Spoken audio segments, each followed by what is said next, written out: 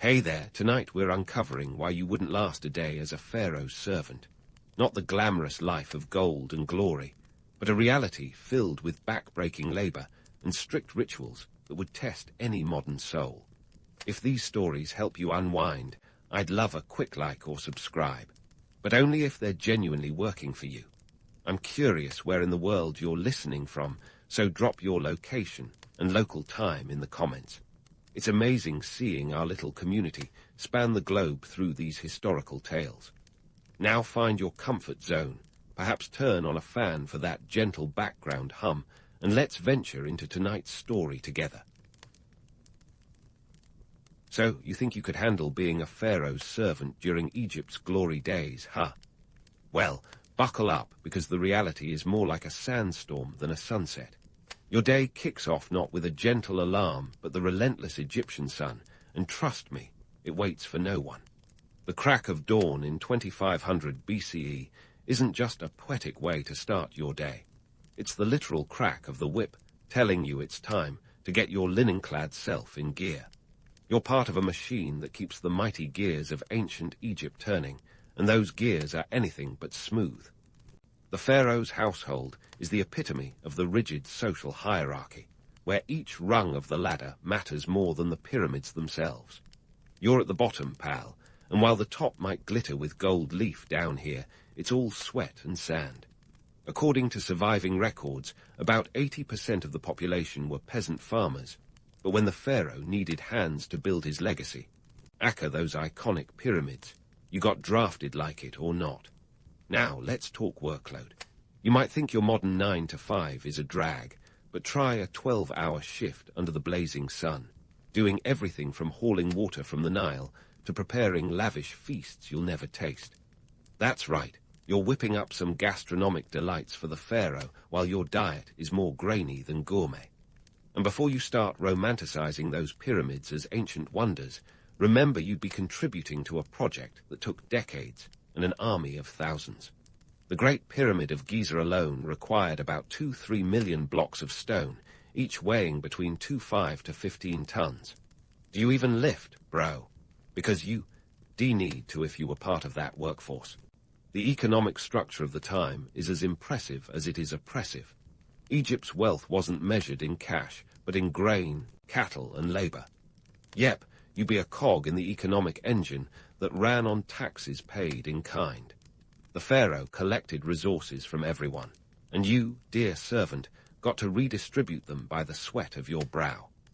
You're part of a grand redistribution scheme where the only thing trickling down is your sweat as you toil away, making sure the ruling class has everything it needs. Sure, you've heard tales of gold and grandeur, but let's spill some real tea. The life of a pharaoh's servant was about as glamorous as a sandpaper blanket. The social ladder wasn't just steep, it was practically vertical with greased rungs. You might dream of climbing up, but chances are you'll just slide back down to dust-covered reality. The hierarchy was set in stone, quite literally at times, with your destiny as fixed as the pyramids themselves. And let's not forget the allure of the myth. The legend of the pharaoh as a god-king ruling over a utopia where everything was perfect is just that, a legend. The reality was a harsh landscape where the Nile was both a life-giver and a taskmaster, demanding constant attention to harness its power for agriculture. Floods weren't just a seasonal nuisance. They were life-or-death events that could make or break an entire year's harvest. So while the pharaoh sits pretty on his throne, you're out there knee-deep in muck, ensuring the kingdom stays afloat, quite literally. So next time you're caught grumbling about modern life's trivial inconveniences, like a slow Wi-Fi connection or a late Uber, remember there was a time when the only Uber was a chariot, and you were the horsepower. And while Instagram might be full of influencers flaunting their desert vacations and pyramid selfies, it's worth remembering that the real influencers of ancient Egypt were the ones who could command armies of servants with a mere flick of their wrist. Welcome to the real world of the pharaoh's servant. Don't say I didn't warn you. Now, speaking of reality checks, let's tackle the culinary scene of ancient Egypt, shall we? If you thought being a pharaoh's servant came with a side of gourmet delights, think again. Forget the image of reclining with a bunch of grapes like a lazy Roman god. Your diet was more survivalist than sumptuous. You know those chic diet trends today that boast about minimalism and simplicity? Well, ancient Egypt had that down to an art, only it wasn't exactly by choice. Here's the deal. The staple diet of an Egyptian servant was as predictable as a plot twist in a rom-com. Bread and beer were your daily bread, and, well, beer. But don't let the images of frothy ales and artisanal sourdoughs fool you. The bread was a gritty affair, made from emmer, wheat, or barley, and baked with enough sand to make your dentist rich if they'd existed back then. And the beer, it was a thick, porridge-like concoction more akin to liquid bread than your favorite craft IPA. It was made from fermented dough, sometimes flavored with dates to take the edge off, because who doesn't love a hint of fruitiness in their gruel? Feeding the workforce that built the wonders of the world wasn't just a logistical miracle. It was a Herculean task. Imagine trying to feed thousands of laborers with nothing but rudimentary tools and a river that flooded whenever it felt like it. Even the Egyptians, famous granaries, which served as the kingdom's piggy bank, wouldn't have made the local farmers' market cut. These granaries stored vast amounts of grain, collected as taxes from farmers who were essentially paying rent to live on the land. This grain then got redistributed to the likes of you, the underappreciated workforce, keeping you fueled with the bare necessities. Now, let's put this bread and beer diet into perspective. The average laborer consumed about 3-4 loaves of bread and 2-3 jugs of beer every day. That's about 3,000 calories, enough to fuel a small marathon, and you needed every bit of it to haul limestone blocks and appease the Egyptian sun god, Ra. But here's the kicker. This diet, rich in carbs and low in basically everything else, wasn't exactly a ticket to longevity. Life expectancy for the average Egyptian was around 30 to 35 years. Yeah, you'd be lucky to hit what we'd call midlife. And those hieroglyphs depicting robust, healthy Egyptians, let's just say they were the Photoshop of their day. The reality was far grimmer. Dental issues were rampant, thanks sand-filled bread, and malnutrition wasn't a stranger, leading to a host of health problems. You might have imagined living in a land of eternal sunshine would mean a life of health and vitality, but the truth was more like an endurance test, with you as the contestant who never signed up. But hey, despite the gritty bread and dubious beer, there's a bit of charm here. The Egyptians had a communal approach to their meals, a kind of ancient potluck where everyone contributed to and partook of the same humble fare. There's something to be said about sharing a meal with your fellow laborers, even if that meal is more sand than sustenance. And let's not forget the economic engine behind this dietary debacle. The Pharaoh's administration, with its meticulous record-keeping, ensured that every grain of wheat and drop of beer was accounted for. Papyrus scrolls, the spreadsheets of the ancient world, recorded the inflow and outflow of resources with a precision that would make any accountant proud. These records show us the sheer scale of the operation, literally tons of grain and barrels of beer moving from farms to granaries to work sites. It was a bureaucratic ballet, with you and your fellow servants as the unwitting dancers. So, as you nibble on your gluten-free toast or sip your craft brew, spare a thought for the ancient Egyptian workforce. Their diet may have been monotonous, but it was their ticket to survival in a world where the line between life and death was as fine as the sand they trod upon. Next time you grip your morning coffee, remember that ancient Egypt ran on bread and beer, the breakfast of pyramid builders, the fuel for a civilization that still boggles the mind today. And while the legend of the pharaoh's lavish banquets lives on, know that the real backbone of the kingdom was built on something far humbler. The grandeur of Egypt may rise from the sands, but it was the grit in your bread that truly laid the foundation. But before we delve into the nitty-gritty of sanitation, or the glorious lack thereof, let's take a moment to appreciate the audacity of ancient Egyptian life.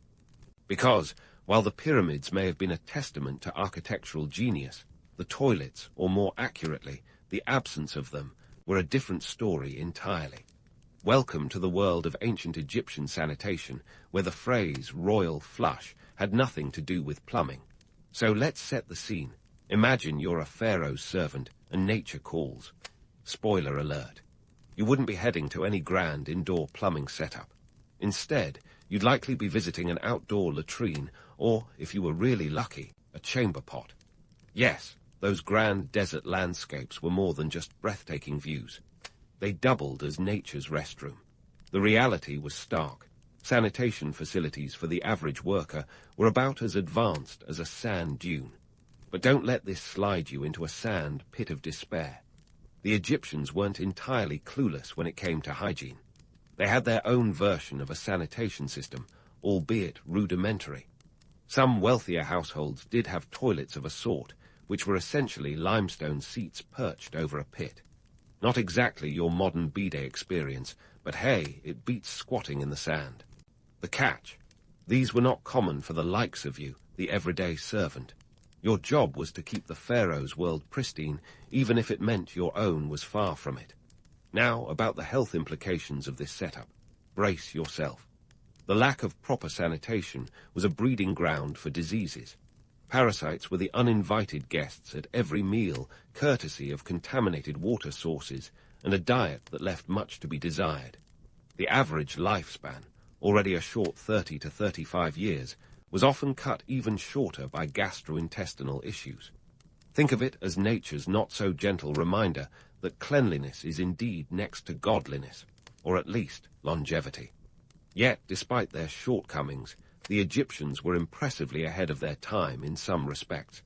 They understood the importance of cleanliness, even if their methods were, shall we say, less than modern. They indulged in regular ablutions, and some even used rudimentary soaps made from animal and vegetable oils mixed with alkaline salts. Not exactly your lavender-scented body wash, but a solid effort nonetheless. In stark contrast to today's standards, where you'd find more plumbing in a single modern high-rise than in an entire ancient city, the Egyptians made do with what they had. Bathing was largely an outdoor affair, done in the Nile or with water fetched laboriously from it. And while the affluent might enjoy a private bathing space, for most, it was a communal activity. Think of it as the original public pool, minus the chlorine, and with a bit more risk of crocodile encounters. Economically speaking, investing in extensive sanitation systems just didn't make the cut. The resources were funneled into monumental projects like pyramids and temples, not the everyday comfort of servants. It was a world where your survival was prioritized over your comfort, a theme that colors every aspect of ancient Egyptian life.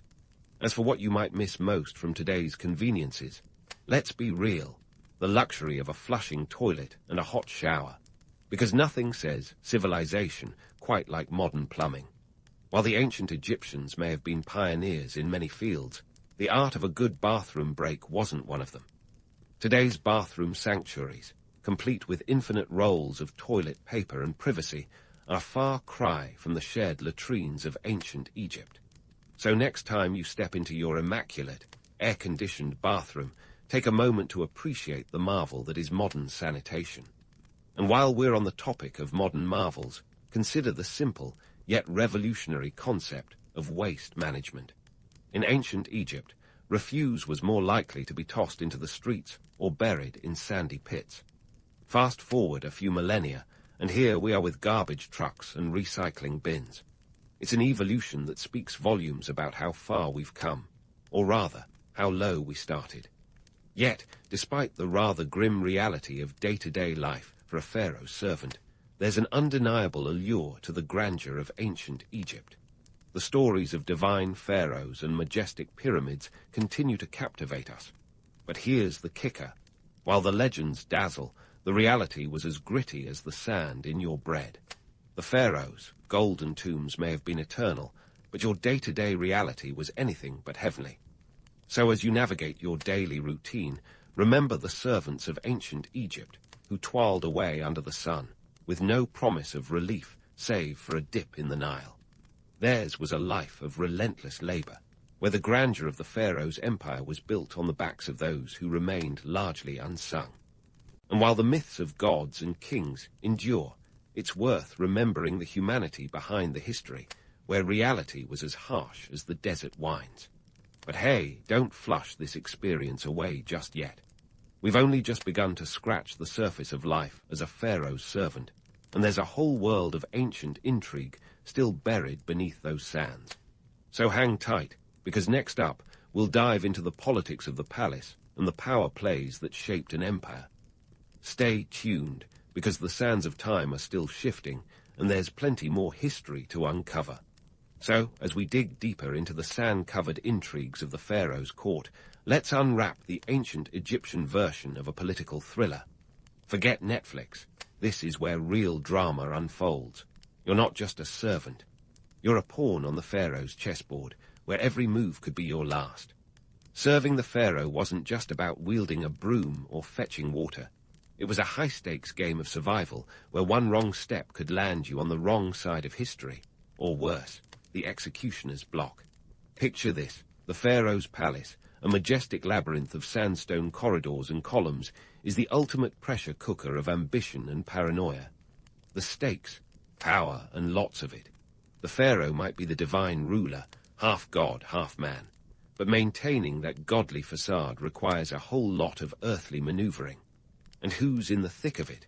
You and your fellow servants, caught in the crossfire of court politics that could make Game of Thrones look like a picnic.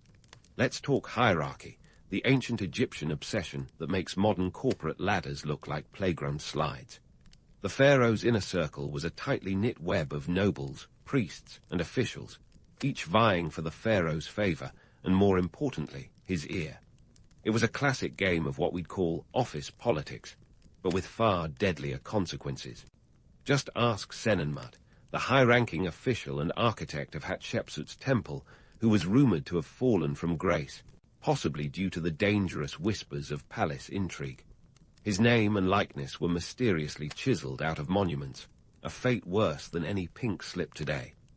Speaking of whispers, the pharaoh's court was a hotbed of gossip, conspiracy, and backstabbing that would put any modern tabloid to shame. Your role as a servant meant you had a front-row seat to the drama, but it also meant you had to tread carefully. One wrong word overheard, and you could find yourself on the wrong end of a plot twist worthy of a Shakespearean tragedy. It's no wonder the Egyptians were masters of secrecy. The walls truly had ears, and loose lips could indeed sink ships, or at least careers. And then there were the capricious whims of the pharaoh himself.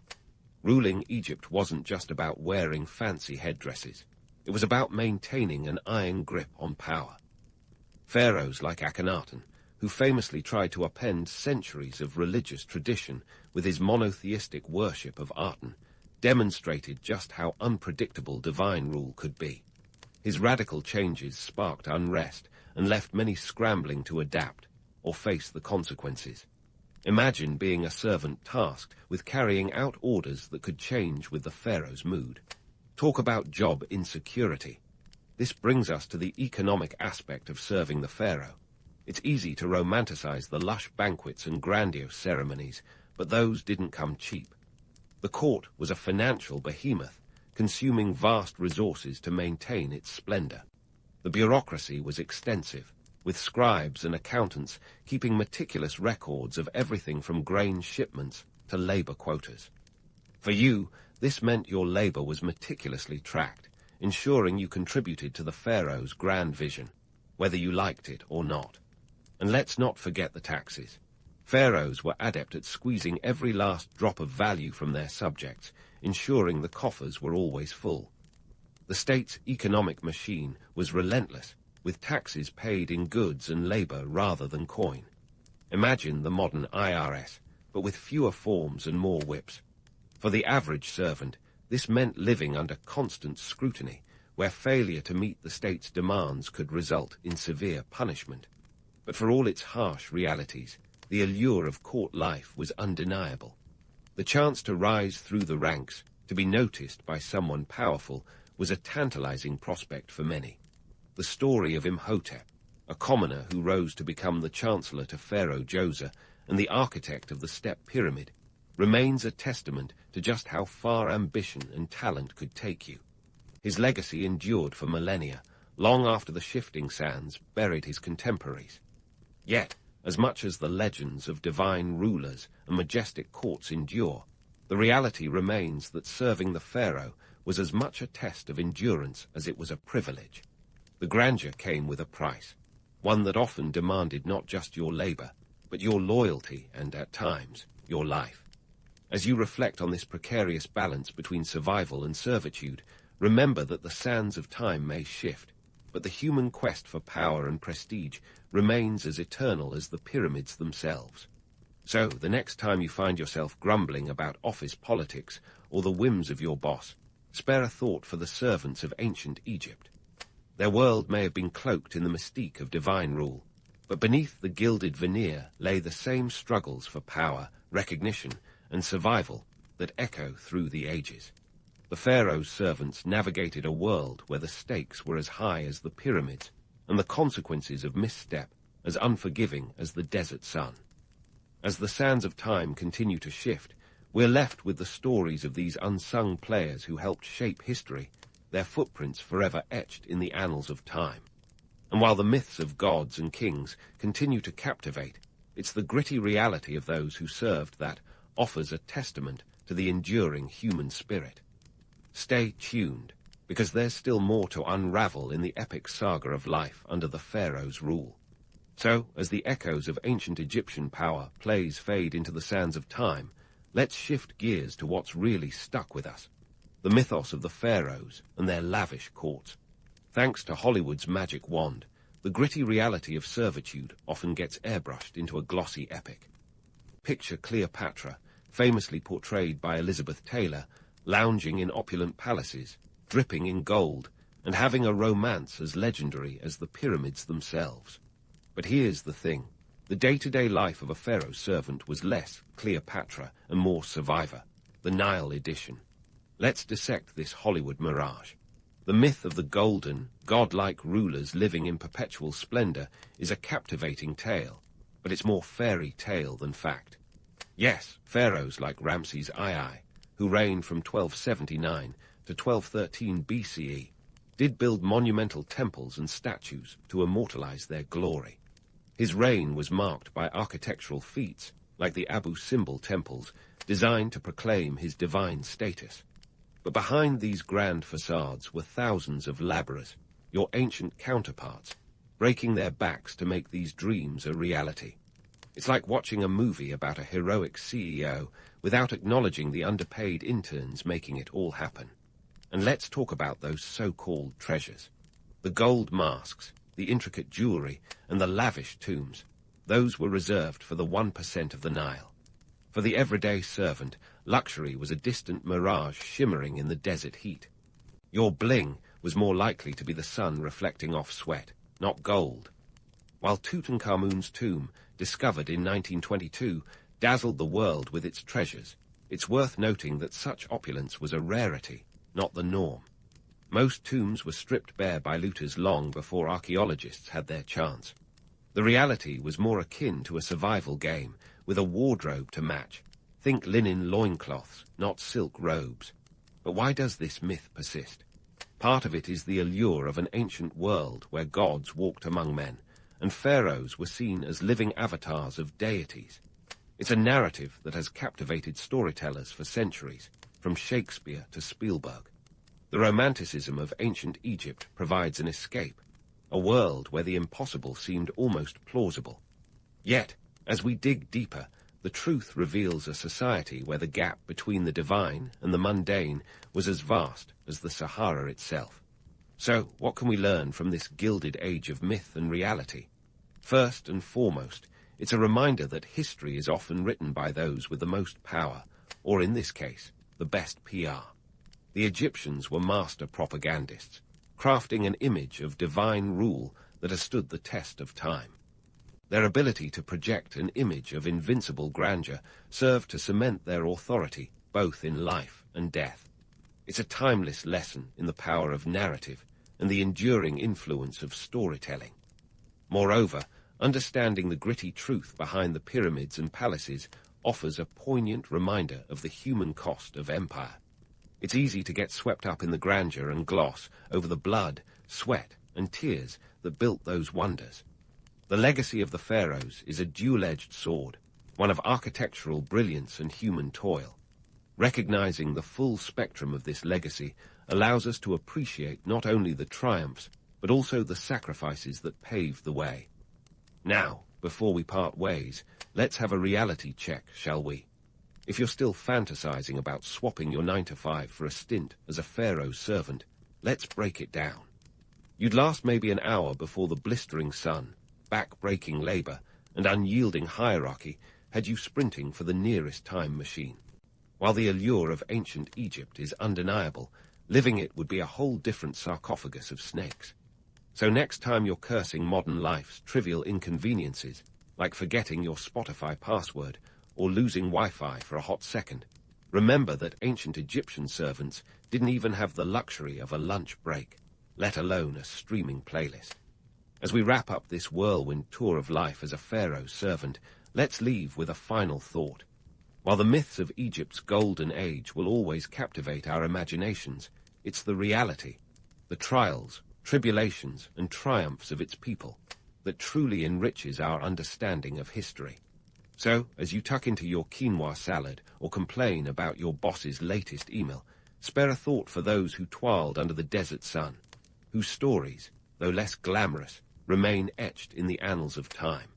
And who knows, maybe in another few millennia, our own mundane lives will be romanticized in ways we can't even imagine. Until then, keep questioning, keep exploring, and most importantly, keep appreciating the marvel that is modern convenience.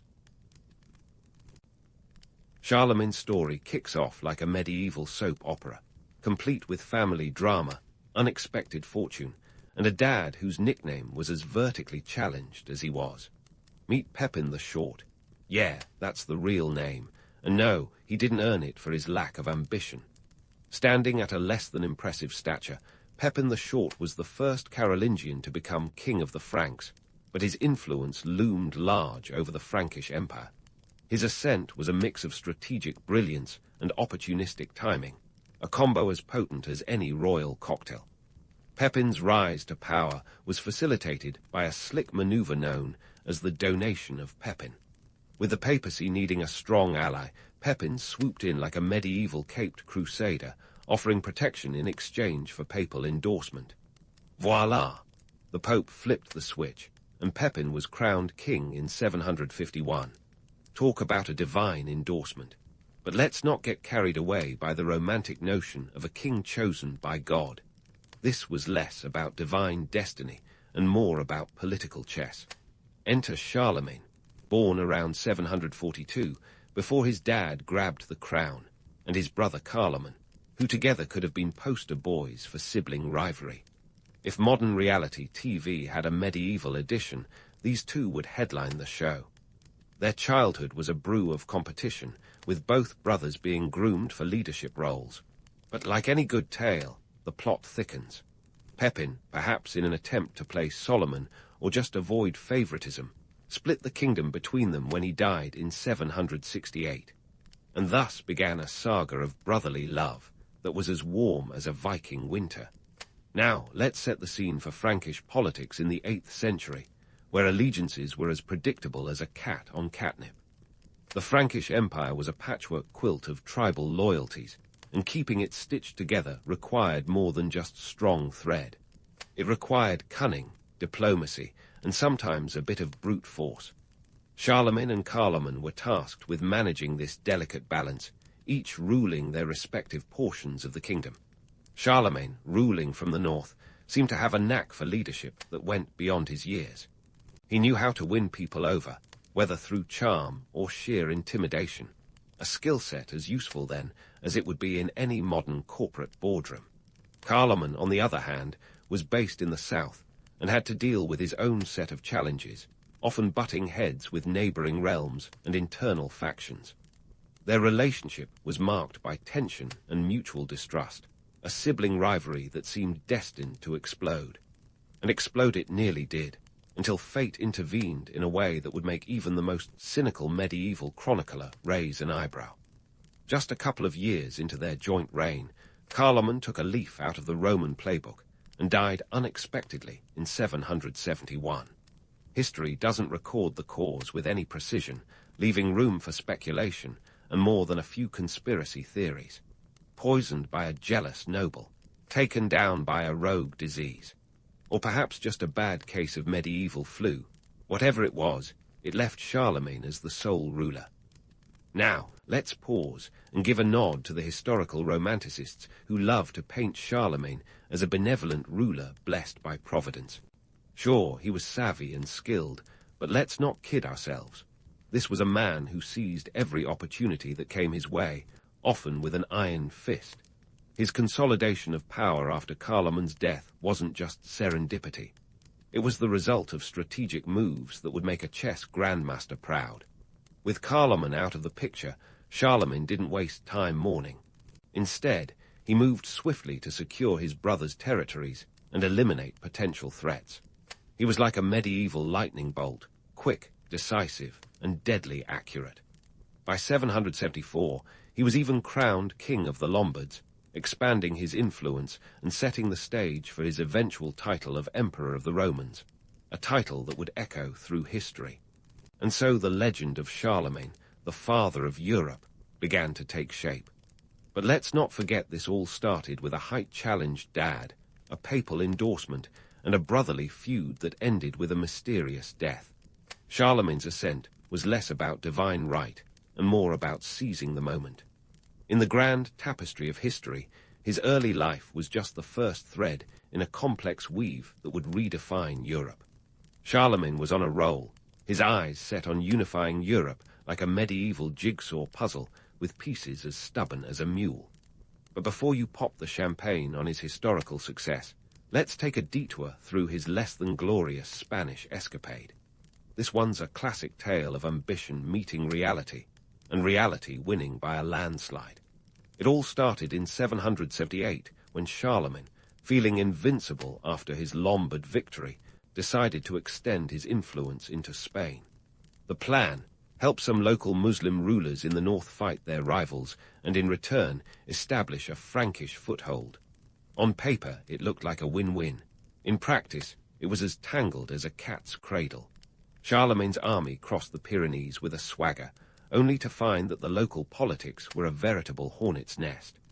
Promised alliances fizzled faster than a New Year's resolution, and instead of a grateful populace, Charlemagne was met with suspicion and resistance. But the real kicker came on the way back. After realizing that the Spanish adventure was more trouble than it was worth, Charlemagne decided to beat a hasty retreat, into the infamous Battle of Roncesvalles Pass. Picture this: a narrow mountain pass, a Frankish army laden with loot and supplies, an ambush by Basque forces. The Basques, nimble and well acquainted with the terrain, descended on the rear guard with deadly precision. The result: a disaster for Charlemagne's troops, immortalized in the epic poem, The Song of Roland. While the poem spins it into an epic of heroism, the reality was more blunder than bravery. Charlemagne's trusted paladin, Roland, and many others were killed, their bodies left as a cautionary tale against overreaching ambition. Despite this hiccup, Charlemagne's grand plan to unite Europe didn't falter. He had a knack for learning from his mistakes. It's what separated him from your average medieval monarch.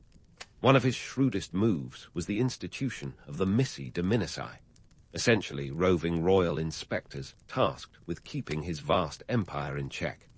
These officials, typically paired as a noble and a cleric, were sent out annually to audit provinces, ensuring local officials weren't getting too comfy or corrupt. It was a governance innovation that kept his empire from crumbling under its own weight. Think of it as an early version of quality control, with a side of medieval accountability. But if you're picturing Charlemagne as a benevolent bureaucrat, let's inject a dose of reality. His methods could be as ruthless as they were innovative. Take his dealings with the Saxons, a tribe that was more into pagan rituals than Frankish domination. Charlemagne waged a brutal, decades-long campaign against them, culminating in the infamous massacre of Verdun in 782, where about 4,500 Saxons were executed for resisting conversion to Christianity. Not exactly the father of Europe's finest hour. but it underscored his determination to impose religious and political unity by any means necessary. Charlemagne's real genius, though, lay in his ability to turn foes into friends. After crushing the Lombards, he didn't just annex their territory. He married the daughter of the vanquished king, solidifying Frankish control with a royal seal. This knack for mixing diplomacy with domination was a recurring theme. He'd often co-opt local customs and leaders rather than simply bulldozing over them. Unless, of course, they refused to play ball, in which case the bulldozer was back on the table. So, how much of Charlemagne's legend was due to savvy strategy, and how much was sheer luck? It's a question that haunts many a historical figure, but in Charlemagne's case, the balance probably tips towards strategy. Yet luck certainly had its role. The unexpected death of Carloman, the fortuitous alliances, and even the blunders turned into epic tales all contributed to his mythos. History loves a winner, and Charlemagne had the uncanny ability to spin even his setbacks into a narrative of eventual triumph. As we delve deeper into his reign, remember that while the romantic image of Charlemagne thundering across Europe on a white stallion holds appeal, the reality was much more complex. His reign was a blend of calculated risks, ruthless enforcement, and occasional stumbles. It's this multifaceted legacy that earned him the title Father of Europe. But as we peel back the layers of legend, we find a ruler as human as any. A man who, despite his towering achievements, was still subject to the whims of chance and the harsh realities of medieval rule. Speaking of multifaceted legacies, Charlemagne had more on his mind than just military campaigns and political chess. Enter the realm of administration, where his genius, or perhaps pragmatic common sense, truly shone. Charlemagne was the kind of ruler who saw the bigger picture. An empire isn't just held together by force. It's held together by culture, laws, and the sweet promise of a standardized system. Because, let's face it, an empire without order is like a medieval feast without mead, sizable, but lacking the necessary kick. Now, imagine a time when literacy was about as common as hen's teeth. Charlemagne was different. He was a ruler with a vision for a literate empire, but not without a healthy dose of irony. Literacy fascinated him, a bit like a cat with a laser pointer, endlessly intriguing yet just out of reach. Despite being surrounded by scholars and scribes, Charlemagne himself was no Shakespeare. His own attempts at mastering writing were, let's say, valiant yet humorously futile. Picture a ruler, pen in hand, tongue poking out in concentration, struggling to make his letters behave. It's the royal equivalent of trying to assemble flat-pack furniture without instructions. But Charlemagne's enthusiasm for education wasn't all about personal scribbling endeavors. He recognized that an educated clergy and court were crucial for the empire's stability. After all, how can you govern effectively if no one knows how to read the laws or your proclamations? So, he set about establishing schools, placing them in monasteries and cathedrals. Think of it as the medieval version of building libraries in every town. The famous palace school at Aachen became the intellectual hub, led by none other than Alcuin of York, a scholar with a brain as sharp as Charlemagne's sword. Charlemagne's educational reforms were groundbreaking in their scope, but also a bit of a necessity. Sure, it sounds romantic to picture a king fostering a renaissance of learning, but let's not forget the practical angle. An empire teetering on the edge of chaos needs literate administrators. It was less about idealism and more about ensuring the invoices were correctly tallied and the taxes properly collected. Yet, his efforts laid the groundwork for what historians would later call the Carolingian Renaissance, a cultural and intellectual revival that, like a vintage wine, only improved with age. Speaking of order, Charlemagne had a peculiar obsession with standardization. The man loved a good system, especially when it came to weights and measures. Imagine a medieval marketplace where every merchant had their own version of a pound or a yard. It was a mess, a chaotic bazaar of confusion and potential fraud. Charlemagne, ever the administrative mastermind, decided enough was enough. He introduced standardized measures, a move that was less about micromanagement and more about ensuring fair trade and reducing disputes. Thanks to him, a pound in Paris was the same as a pound in Munich, or at least that was the goal. While these reforms seem like no-brainers today, in Charlemagne's time, they were revolutionary. But before you get the idea that Charlemagne was the patron saint of bureaucracy, let's add a dash of realism. His motives were as much about consolidating power as they were about public service. By ensuring consistency across his empire, Charlemagne reinforced his control, proving that nothing says, "I'm the boss," quite like making sure everyone's using the same measuring stick. Charlemagne's legal reforms were another feather in his cap, or more accurately, his crown. He was determined to create a unified legal code, one that would streamline the patchwork of tribal laws inherited from his predecessors. His solution, the Capitularies, a series of edicts that read like a medieval how-to manual for governance. These documents covered everything from judicial procedures to ecclesiastical decrees, a testament to Charlemagne's desire for order in a world that often seemed allergic to it. Yet, while these reforms were ambitious, they were also pragmatic. Charlemagne understood that a good ruler knows when to adapt and when to enforce. So, while he standardized laws, he also allowed for local customs to flourish, a delicate balancing act that kept his subjects relatively content and his empire intact. It was a shrewd move, one that speaks volumes about his understanding of human nature and politics. Now, let's address the myth of Charlemagne as a cultured king. Sure, he was no stranger to poetry and philosophy, but the romantic image of a king lounging in his court, surrounded by scholars and artists, sipping wine while discussing the finer points of Latin literature, is a touch exaggerated. In reality, Charlemagne was more of a pragmatic patron. His interest in culture was less about personal enrichment and more about the practical benefits that an educated, cultured court could bring to his rule. To put it bluntly, Charlemagne's cultural pursuits were as much about power as they were about poetry. He understood that a literate, educated elite could help administer his vast empire more effectively. It was a strategic move, wrapped in the appealing guise of cultural patronage. And while it's tempting to view him as a precursor to the Renaissance patrons of centuries later, his motivations were rooted in the hard, cold realities of governance. So, were Charlemagne's reforms truly groundbreaking, or just common sense wrapped in royal packaging? The answer, as always, is a bit of both. On one hand, his efforts to standardize, educate, and legislate were remarkably forward-thinking for his time. On the other, they were born out of necessity, a ruler's pragmatic response to the challenges of a sprawling, diverse empire. As we continue to explore Charlemagne's legacy, remember that history loves to blur the lines between legend and reality. Charlemagne was a man who understood the power of perception, using it to craft a legacy that has endured for over a millennium. But peel back the layers, and you find a ruler who, despite his legendary status, was as human as any of us. A ruler who juggled ambition with pragmatism, idealism with realism, and above all, knew the value of a well-scribed letter. Stay tuned as we delve deeper into the enigma of Charlemagne, where more surprises and insights await in the next chapter of our story. As we dive deeper into Charlemagne's world, things are about to get diplomatically dicey. Imagine a game of chess, but the stakes are medieval Europe, and the pieces are a mix of popes, emperors, and a whole lot of geopolitical tension.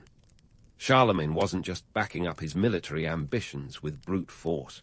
He was also a master of the diplomatic dance, albeit with a few missteps that would make any court jester chuckle. First up, let's talk about Charlemagne's awkward waltz with the Byzantine Empire, a relationship as smooth as sandpaper. The Byzantine rulers weren't thrilled about Charlemagne's growing power. They saw him as a Frankish upstart, a barbarian with delusions of grandeur. The Byzantines were the self-proclaimed heirs of Rome, after all, and weren't keen on sharing the spotlight. But Charlemagne, ever the pragmatist, knew he needed to keep things cordial, or at least civil. So he engaged in a series of diplomatic exchanges, sending envoys back and forth like medieval pen pals. These exchanges were as much about posturing as they were about politics, with each side trying to outdo the other in displays of opulence and power. In 810, Things took a particularly bizarre turn when Charlemagne's daughter, Rotrud, was betrothed to the Byzantine emperor's son, Constantine VI. The marriage was intended to cement an alliance, but it fell apart faster than a two-wheeled chariot. Constantine was deposed, and the marriage plans were scrapped, leaving Charlemagne with a diplomatic mess and a daughter who probably had some choice words about her father's matchmaking skills. But if Charlemagne's Byzantine dealings were a comedy of errors, his relationship with the Pope was a full-blown Shakespearean drama. The Pope needed protection against rebellious Italian nobles, and Charlemagne was the medieval muscle he needed. This alliance was less about friendship and more about mutual necessity.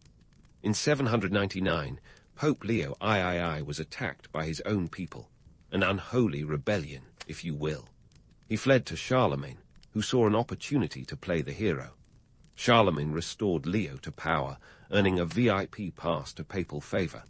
This set the stage for the headline event of 800 AD, Charlemagne's coronation as Emperor of the Romans. Picture this. It's Christmas Day, St. Peter's Basilica, and the air is thick with incense and political intrigue. As Charlemagne knelt in prayer, Pope Leo III placed a crown on his head, declaring him emperor. It was a move wrapped in divine right, but let's be real, it was political theater at its finest. The coronation was less about divine blessing and more about power dynamics. By crowning Charlemagne, the Pope asserted his authority to make and unmake emperors, a power play that would echo through the halls of history. Yet this coronation was not without controversy. The Byzantines, naturally, were less than thrilled. To them, Charlemagne's new title was an affront, a challenge to their own imperial claims. It was like someone crashing your party and declaring themselves the host. The political chessboard of Europe was now set for a new era of rivalry and uneasy alliances. Now, while Charlemagne was busy with his imperial ambitions, his personal life was equally, shall we say, eventful. He was a man of many marriages, 5, to be precise. These were strategic alliances more than love matches, each wife bringing with her a political advantage or territorial gain. His first wife, Himiltrud, was soon set aside for Desiderata, the daughter of the Lombard king. But that union was as fleeting as a shooting star, and Charlemagne quickly moved on to Hildegard, who bore him several children and secured his ties with the Alemanni. His marriages were less about romance and more about empire building. Each alliance was a calculated move, a way to strengthen his position and secure loyalties. But Charlemagne's personal relationships weren't all strategic. He had a genuine affection for his children, particularly his daughters, who he kept close at court. Despite their politically advantageous marriages, he often brought them back home, refusing to let them stray too far from the family fold, a paternal instinct that was both touching and a bit overbearing. Speaking of indulgences, let's dive into one of Charlemagne's more peculiar passions, bathing. In a time when personal hygiene was about as common as a unicorn, Charlemagne was a man ahead of his time. He had a fondness for baths that bordered on obsession, taking them frequently in the thermal springs of Aachen. His love for bathing was such that he often invited his courtiers to join him, turning what was a private ritual into a social gathering. These bathing sessions were less about cleanliness and more about camaraderie, a chance for Charlemagne to unwind and engage in informal discussions away from the prying eyes of court. Charlemagne's fascination with bathing might sound trivial, but it was another reflection of his complex character. Here was a ruler who understood the value of appearances, who knew that even in the act of bathing there was power. It was a way to project an image of civility and sophistication, a reminder that even a warrior king could appreciate the finer things in life. So, as we continue this journey through Charlemagne's reign, remember that history is never as straightforward as it seems. Behind the grand titles and epic battles, there was a man navigating the turbulent waters of medieval politics, balancing personal quirks with public duties. Charlemagne's life was a tapestry of contradictions, a blend of ambition and humanity that still captivates us today. And as we explore the final chapters of his story, we'll uncover even more layers of intrigue and insight. Stay tuned, because the saga of Charlemagne is far from over. Charlemagne's reign was a tapestry woven with ambition and contradiction, but history is never content with a neat bow.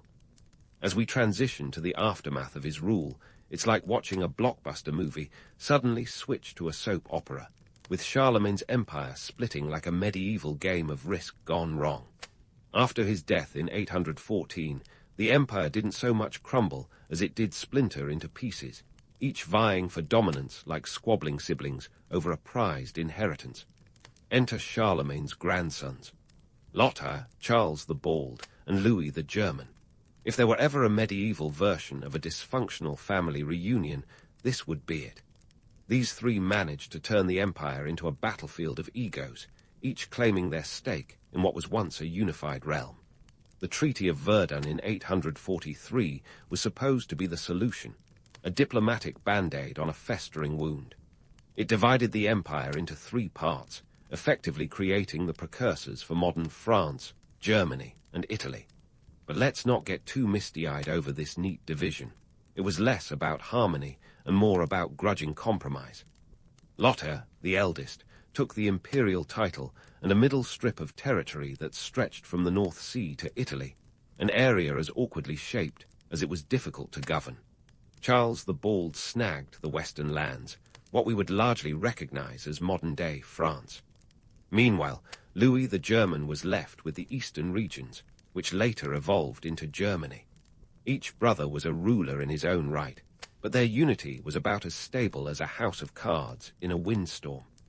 The rivalry between these brothers was a masterclass in medieval politics, where allegiances were as fleeting as a knight's oath and twice as slippery.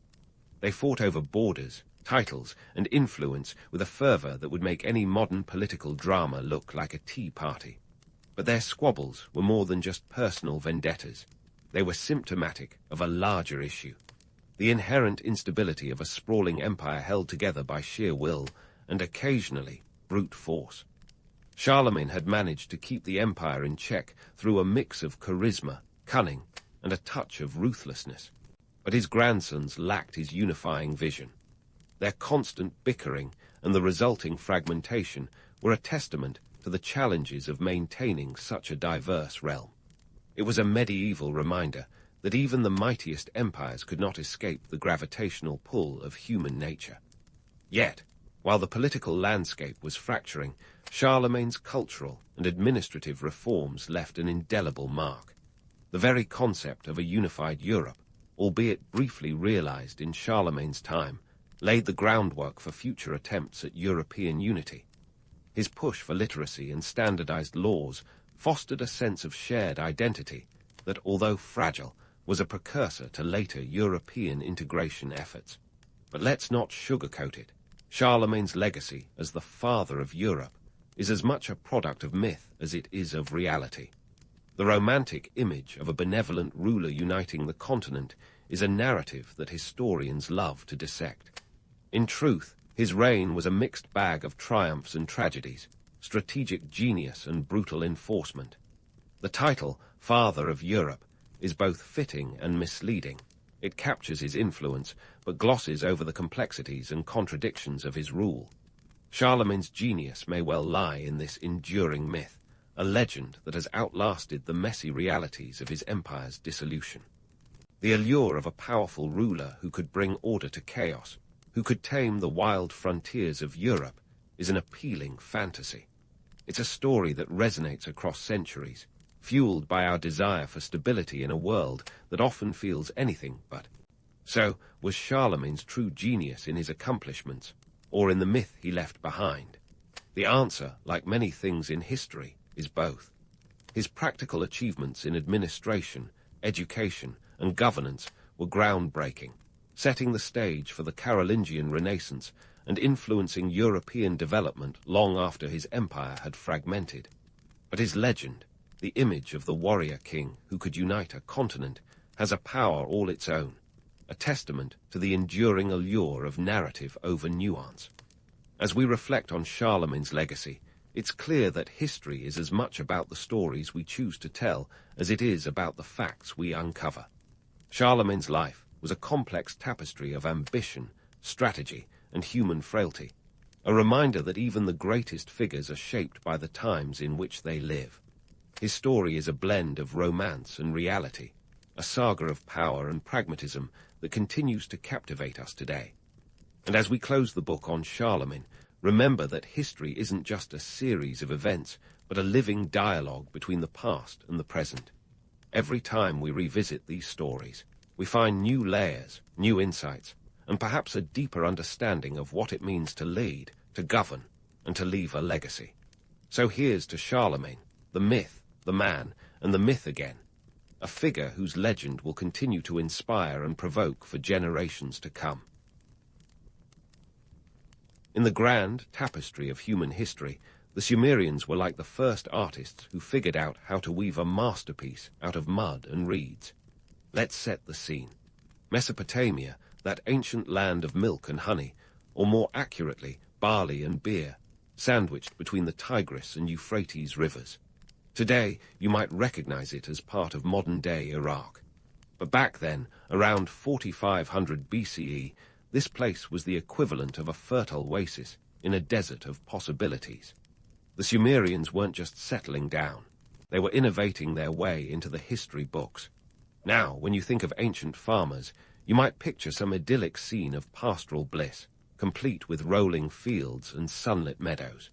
But let's cut through the romantic haze. The Sumerians were more like ancient engineers with a survivalist streak. Mesopotamia was a fickle friend. Sure, it offered rich, alluvial soil, perfect for agriculture, but it also had a mood swing problem in the form of unpredictable flooding. Imagine trying to plan your crop calendar when your fields could either be a dust bowl or an impromptu swimming pool. Enter the Sumerians with their piece de resistance, the irrigation system. These folks were the original water whisperers. They figured out how to channel the wild rivers through a network of canals, ditches, and levees.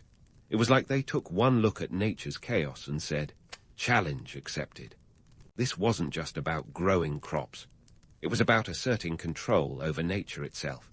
A bold move for a bunch of humans not that far removed from hunting and gathering. The Sumerians constructed these hydraulic marvels with all the precision of a modern civil engineer. They crafted a web of canals so intricate that some were as wide as 100 feet. And they didn't stop there. They built reservoirs to store water for the dry season. This wasn't just impressive, it was an absolute game changer. With irrigation, they could grow barley, wheat, flax, and a host of other crops, creating a surplus that fueled urban development. But let's not get too starry-eyed. Constructing these irrigation systems wasn't exactly a weekend DIY project. It required labor, lots of it. We're talking about hundreds of workers, maybe even thousands, toiling under the scorching Mesopotamian sun. It was back-breaking work, but it was the kind of innovation that laid the foundation for Sumerian society to flourish. The Sumerians were building more than just farms. They were building a civilization. Now, while the Sumerians were taming rivers and coaxing crops out of the ground, they were also setting the stage for something bigger. The ability to produce surplus food meant they could support a growing population. And with more people came more ideas, more innovation, and the birth of urban centers. Cities like Uruk, and Eridu started to rise from the plains. Uruk, in particular, became a bustling metropolis of its time, with a population that swelled to around 50,000 by 2900 BCE. That's like cramming an entire modern college town into a few square miles of mud brick structures. The Sumerians' knack for agriculture and irrigation was the beating heart of their civilization, but it was the political and social structures that kept the blood pumping. With great farms came great responsibility, or at least the need for some serious organization. This is where things start to get interesting. The Sumerians developed one of the earliest known forms of writing, cuneiform, to keep track of all this agricultural bounty. Forget love letters or poetry. The first written records were basically ancient spreadsheets. But hey, who doesn't love a good inventory list? The social hierarchy was as layered as their irrigation systems. At the top, you had the Lugals, or big men, who were essentially the ancient CEOs of their city-states. These rulers often claimed divine endorsement, which was a handy way to keep the workers motivated and the grain bins full. Beneath them were priests, who did a bit of everything from managing temples to running schools. They wielded power because religion was intertwined with every aspect of Sumerian life, including agriculture. It was believed that the gods controlled the weather, so keeping them happy was a matter of survival. The ordinary folks, farmers, artisans, and laborers, formed the backbone of Sumerian society. They were the ones who made the whole thing tick, but let's not pretend life was easy for them. They toiled on land that wasn't their own, a system that sounds eerily familiar to the modern concept of tenant farming. Yet, despite the hardships, the Sumerians managed to create a vibrant society that left a lasting legacy. But why does any of this matter? Well, the Sumerians laid down the blueprints for future civilizations. Their innovations in agriculture, urban planning, and governance were like the beta version of Civilization 1.0. They showed that with the right mix of ingenuity, labor, and a dash of divine intervention, humans could build something enduring from the dust. So next time you marvel at modern engineering feats, spare a thought for those ancient Sumerian engineers who started it all with a few canals and a lot of determination. So, now that we've set the stage with irrigation canals and urban sprawl, let's zoom in on the Sumerian social experiment, particularly in the city of Uruk. If Mesopotamia was the cradle of civilization, Uruk was its rocking bassinet. Picture a city bustling with activity around 2900 BCE, where the air was thick with the smell of baking bread and the sounds of commerce. And sitting at the helm of this urban marvel was none other than Gilgamesh, a king whose legend looms larger than the ziggurats they built in his honor. Gilgamesh, if you believe the epic tales, was 2/3 god and 1/3 human, because why not mix metaphors when you're a legend? The Epic of Gilgamesh, one of humanity's oldest literary works, paints him as a hero on a quest for immortality, battling demons and befriending wild men. But before we get swept away by the epic's poetic grandeur, let's ground ourselves in some historical realities. Gilgamesh was a real ruler, reigning over Uruk around 2600 BCE, and his leadership style was likely more practical than mythical. In the world of Sumerian politics, Gilgamesh was what you'd call a lugal, literally meaning big man. These lugals weren't just about flexing muscles and divine right. They were the ancient equivalent of a project manager. Uruk was a complex organism, and a king had to juggle infrastructure projects, religious duties, and military defense. Gilgamesh's rule would have involved balancing the interests of priests, who wielded spiritual authority, and the scribes, who were the bureaucratic wizards of the day. Speaking of scribes, these guys were the unsung heroes of Sumerian administration. Imagine a world without Microsoft Excel, where every transaction, land deed, and tax record had to be painstakingly etched into clay tablets. These scribes were the data analysts of their time, ensuring the smooth flow of information in a society where literacy was a rare skill. In fact, only about 1% of the population could read or write. So, while the priests were busy keeping the deities appeased, the scribes were keeping the city running, one cuneiform symbol at a time. Now, you might wonder how these different power players coexisted without the whole thing descending into chaos. Well, the Sumerians had a knack for bureaucracy that would make even the most seasoned pencil pusher proud. Their society was a delicate dance of cooperation and competition. For instance, the temples weren't just places of worship. They were economic powerhouses that controlled vast tracts of land and resources. The temple priests, therefore, had to work hand in hand with the lugals, ensuring that the gods were happy and the granaries were full. But it wasn't all divine harmony and efficient governance. The Sumerians also had a taste for conflict, both internal and external. City-states were constantly at odds, vying for control over fertile land and water resources. You could say they were the original neighbors from hell, always ready to squabble over who had the right to the best irrigation channels. And when they weren't fighting each other, they had to fend off invasions from nomadic tribes who fancied a piece of the Sumerian pie. Back within the city walls, Social dynamics were a juggling act. The average Sumerian, whether a farmer or an artisan, had to navigate a world where status was everything. Your position in the social hierarchy determined your life's trajectory, and moving up the ladder was about as easy as climbing a greased pole. At the top were the elites, nobles and priests, who enjoyed privileges like land ownership, while the common folk worked the fields and crafted goods, often under taxing conditions. And let's not forget the slaves, who formed the lowest rung of society. Captured in wars or born into servitude, they had little hope of freedom. Yet, despite these rigid structures, the Sumerians were surprisingly innovative in economic practices. They developed trade routes that stretched as far as the Indus Valley and Anatolia, exchanging goods like textiles and metals. This trade network was the ancient world's version of globalization, bringing not just wealth, but also new ideas and technologies into Sumerian society. All these dynamics made Sumerian city-states like Uruk a hotbed of cultural and political innovation. But there was always a tension between the need for cooperation, to harness resources and maintain stability, and the ever-present threat of conflict, both internal and external. It was a society constantly balancing on the edge of a knife, with leaders like Gilgamesh trying to maintain order, or at least their version of it, amidst the chaos.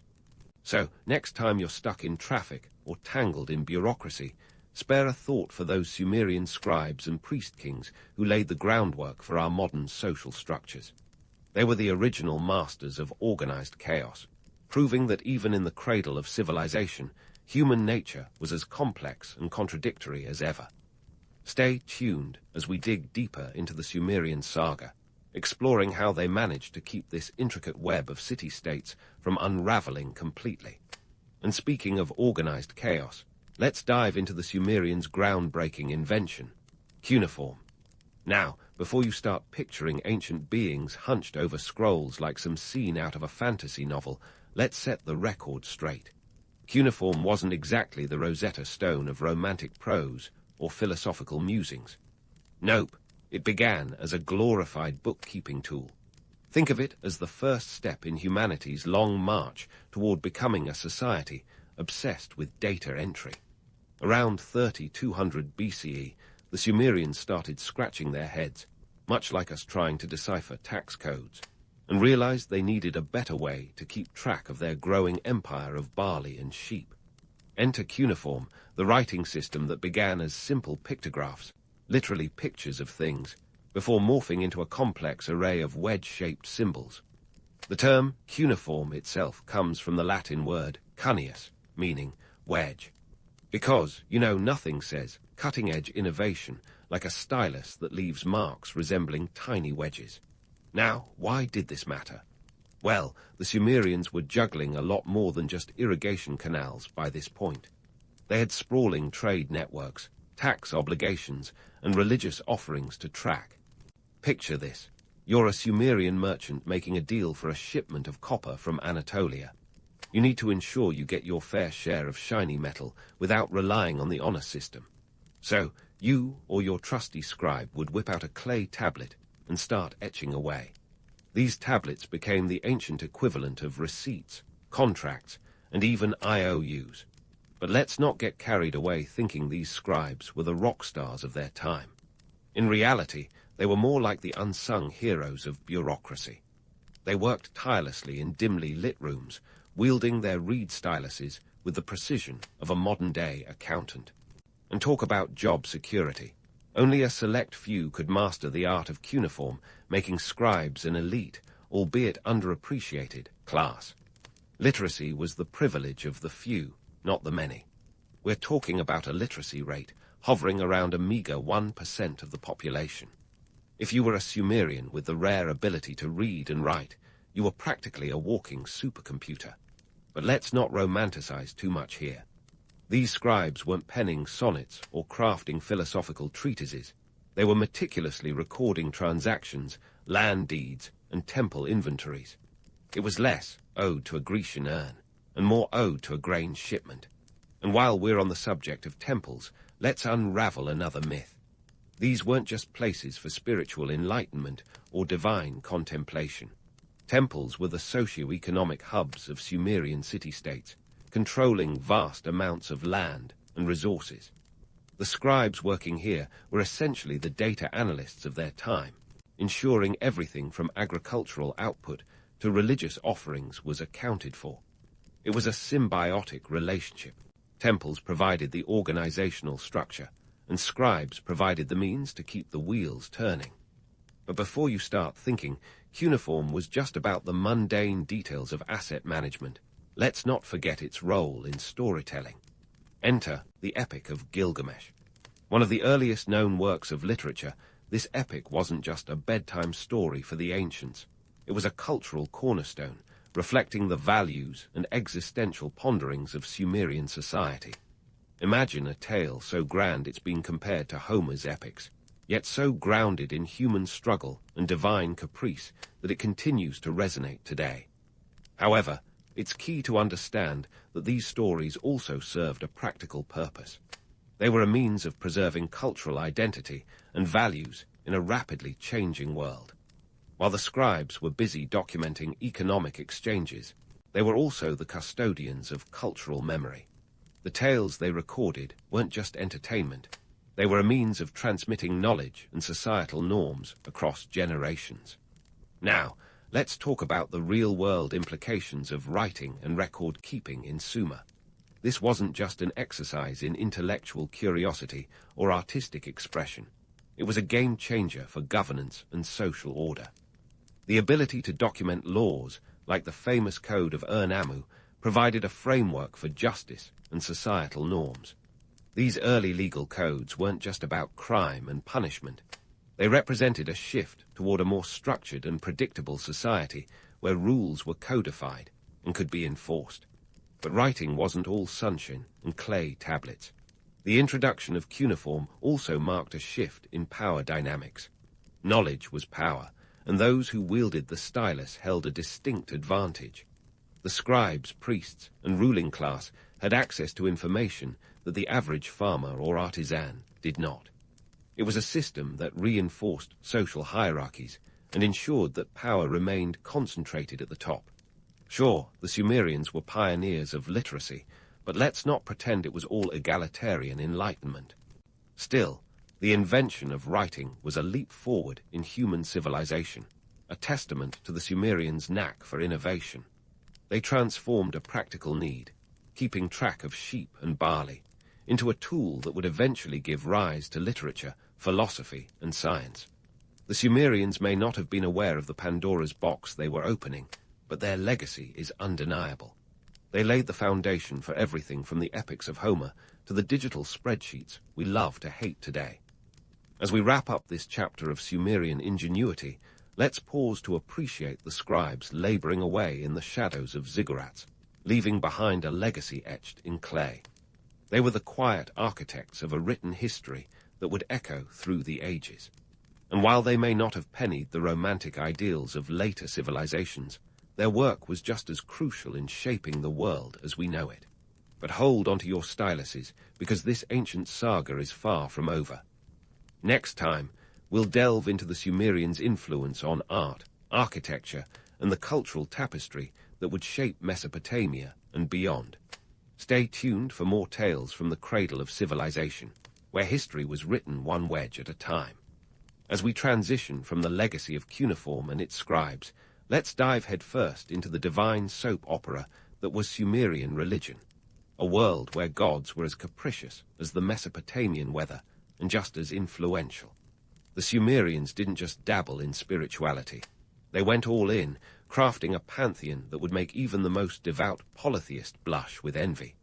But before you start picturing serene temples and angelic choirs, remember, this was less about celestial harmony and more about divine drama with a side of economic muscle. Welcome to the Sumerian pantheon, where the gods were less divine beings of infinite wisdom and more supernatural figures with mood swings that rival a toddler in a candy store. We're talking about a celestial hierarchy featuring around 3,600 deities. Yes, you heard that right, 3,600, each with their own quirks, responsibilities, and of course, demands. Leading the charge was Anu, the sky god and father of the gods, whose job was essentially to sit on his celestial throne and look important. Then there was Enlil, the god of air and storms, who could whip up a tempest faster than you can say natural disaster.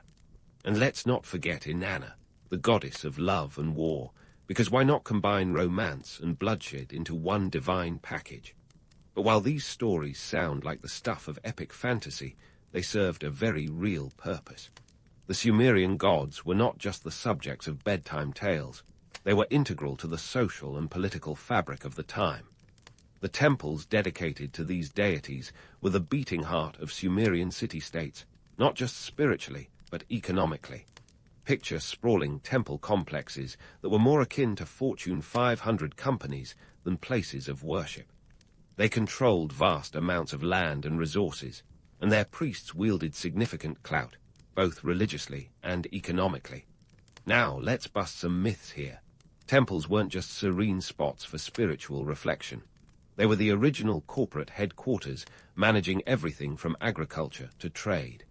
These temple economies were powerhouses, amassing wealth and distributing it to maintain the city's infrastructure and well-being. In fact, temples owned about a third of the land in any given city-state, turning priesthood into a career path with perks that would make a modern CEO envious. This cozy relationship between religion and economics wasn't just about earthly gain. It was about divine endorsement. The Sumerians believed that their success, or failure, in agriculture, trade, and warfare depended on the gods' favor. Keep the gods happy, and your barley fields would thrive. Anger them, and you'd be knee-deep in locusts faster than you could say plague. This belief was so ingrained that offerings to the gods were seen as essential contributions to the community's prosperity. Forget about charity. This was divine insurance. And speaking of keeping the gods appeased, let's talk about the priests, the backstage managers of this divine theater. Far from being aloof scholars lost in prayer, these were savvy operators who understood the power of religion as a tool for governance. They acted as intermediaries between the gods and the people, ensuring that the celestial peace was maintained and the offerings kept flowing. In return, they enjoyed a status that was both enviable and untouchable, with privileges that extended beyond the spiritual realm. But before you start imagining a utopia of divine harmony, let's inject a dose of reality. This wasn't just about pious devotion. It was about power dynamics that reinforced social hierarchies. The priests and temple administrators were the gatekeepers of divine favor, wielding influence that extended into secular governance. It was a system that ensured the status quo remained intact, with the ruling class and religious elite maintaining their grip on power. And let's not forget the ordinary folks, the unsung heroes toiling away to ensure the gods remained content. The average Sumerian's life revolved around a blend of work, worship, and survival. They were the ones keeping the wheels of the temple economy turning, from farming temple lands to crafting offerings. Their devotion was less about spiritual enlightenment and more about pragmatic survival in a world where the gods had the final say. But here's the kicker.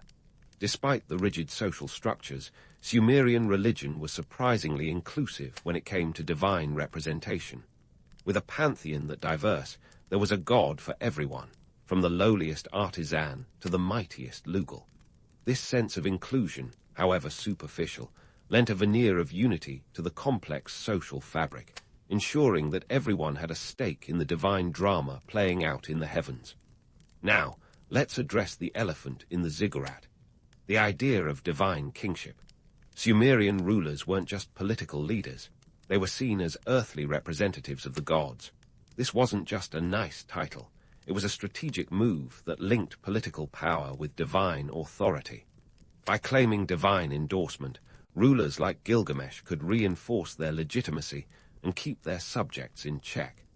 It was a heady mix of politics and piety, ensuring that the lugal's word was as good as divine decree. But let's not get too starry-eyed about this divine endorsement. The reality was that these claims of divine right were as much about maintaining control as they were about spiritual enlightenment.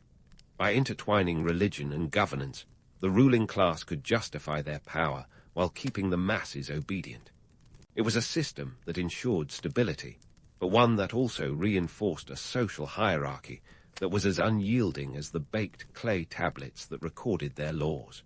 So, as we wrap up this dive into the divine intricacies of Sumerian religion, let's pause to appreciate the complex interplay of myth and reality. While the gods may have ruled from on high, it was the priests and rulers who wielded the real power on earth. In this ancient world, religion wasn't just a matter of faith.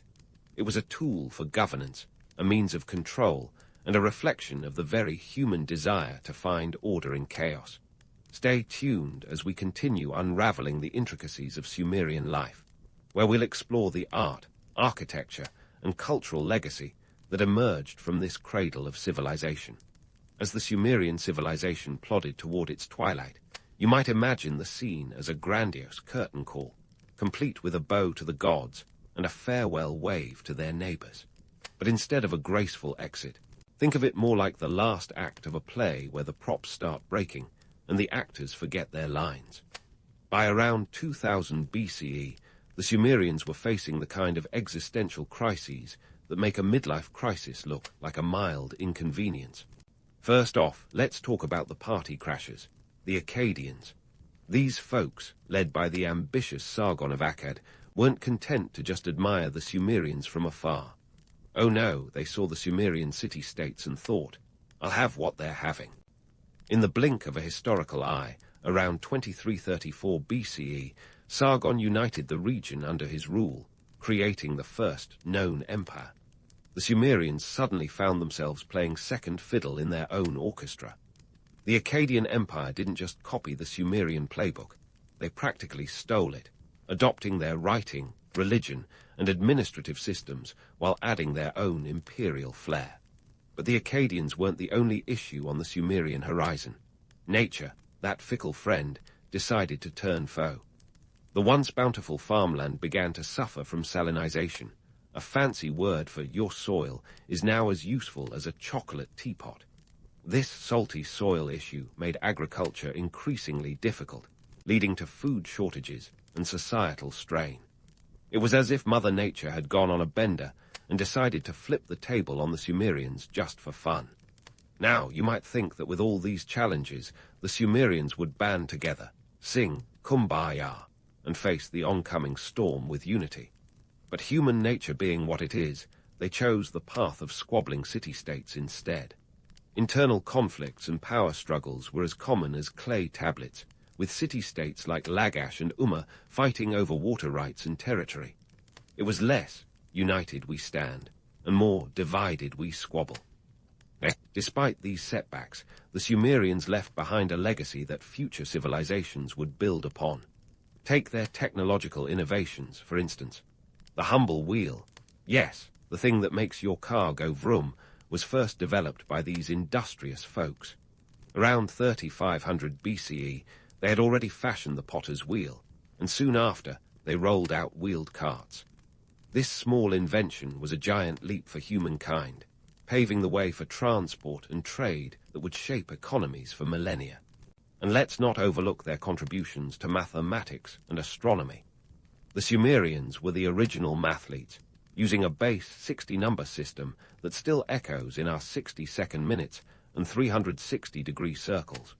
They also gazed skyward, charting the movements of celestial bodies with the kind of precision that would make a modern-day astrologer green with envy. This wasn't just stargazing. It was the groundwork for future astronomical studies that would map the cosmos, but their cultural influences were perhaps even more profound. The Sumerian literature, particularly the Epic of Gilgamesh, set the stage for storytelling traditions that would resonate through the ages. This epic tale, with its themes of friendship, mortality, and the quest for immortality, wasn't just a yarn spun for entertainment. It was a mirror reflecting the human condition and existential musings as relevant now as they were then.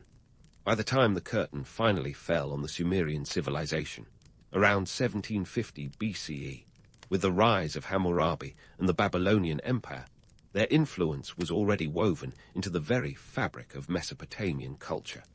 The Babylonians took Sumerian innovations and ran with them, spreading their influence far beyond the Fertile Crescent. The Sumerians may have faded into the background, but their legacy was like an indelible watermark on the canvas of history.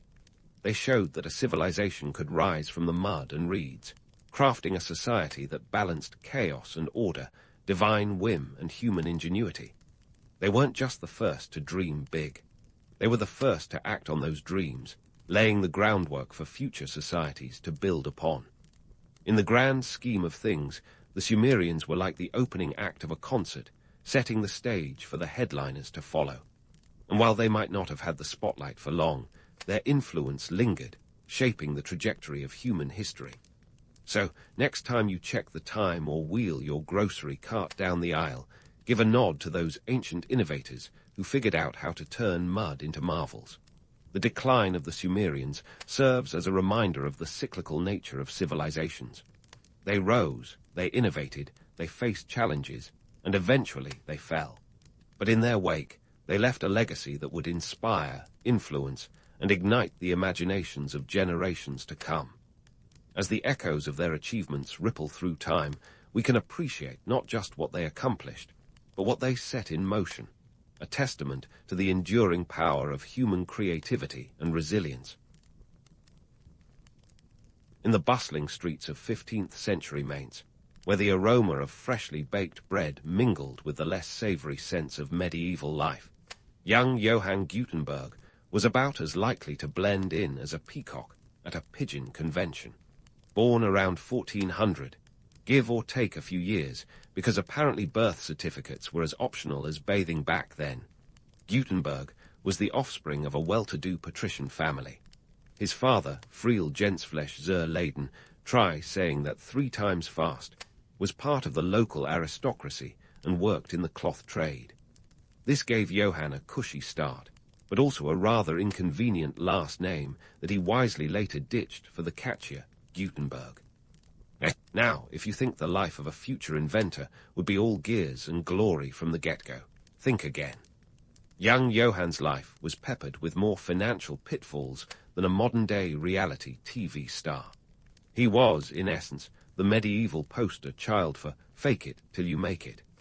Mainz, a city with more guilds than you could shake a stick at, was a place where everyone and their grandmother had a side hustle. So Johann did what any sensible son of a merchant would do. He learned the art of metalwork and engraving. Engraving was kind of like the medieval version of Photoshop. It was a skill that demanded precision, creativity, and the ability to stay awake while chiseling tiny details into metal for hours on end. But it wasn't just about making pretty pictures. This was a time when books were laboriously hand-copied by scribes. Imagine writing War and Peace by hand, and you get a sense of why books were as pricey as a small castle. Gutenberg saw an opportunity to revolutionize this painstaking process. But before any great leap forward, there had to be a few stumbles. Gutenberg's early ventures were less about innovation and more about staying financially afloat.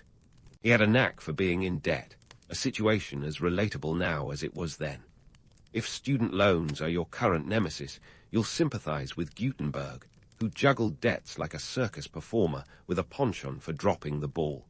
He was involved in a few legal scuffles over money, which, let's be honest, is less glamorous than a duel, but just as painful.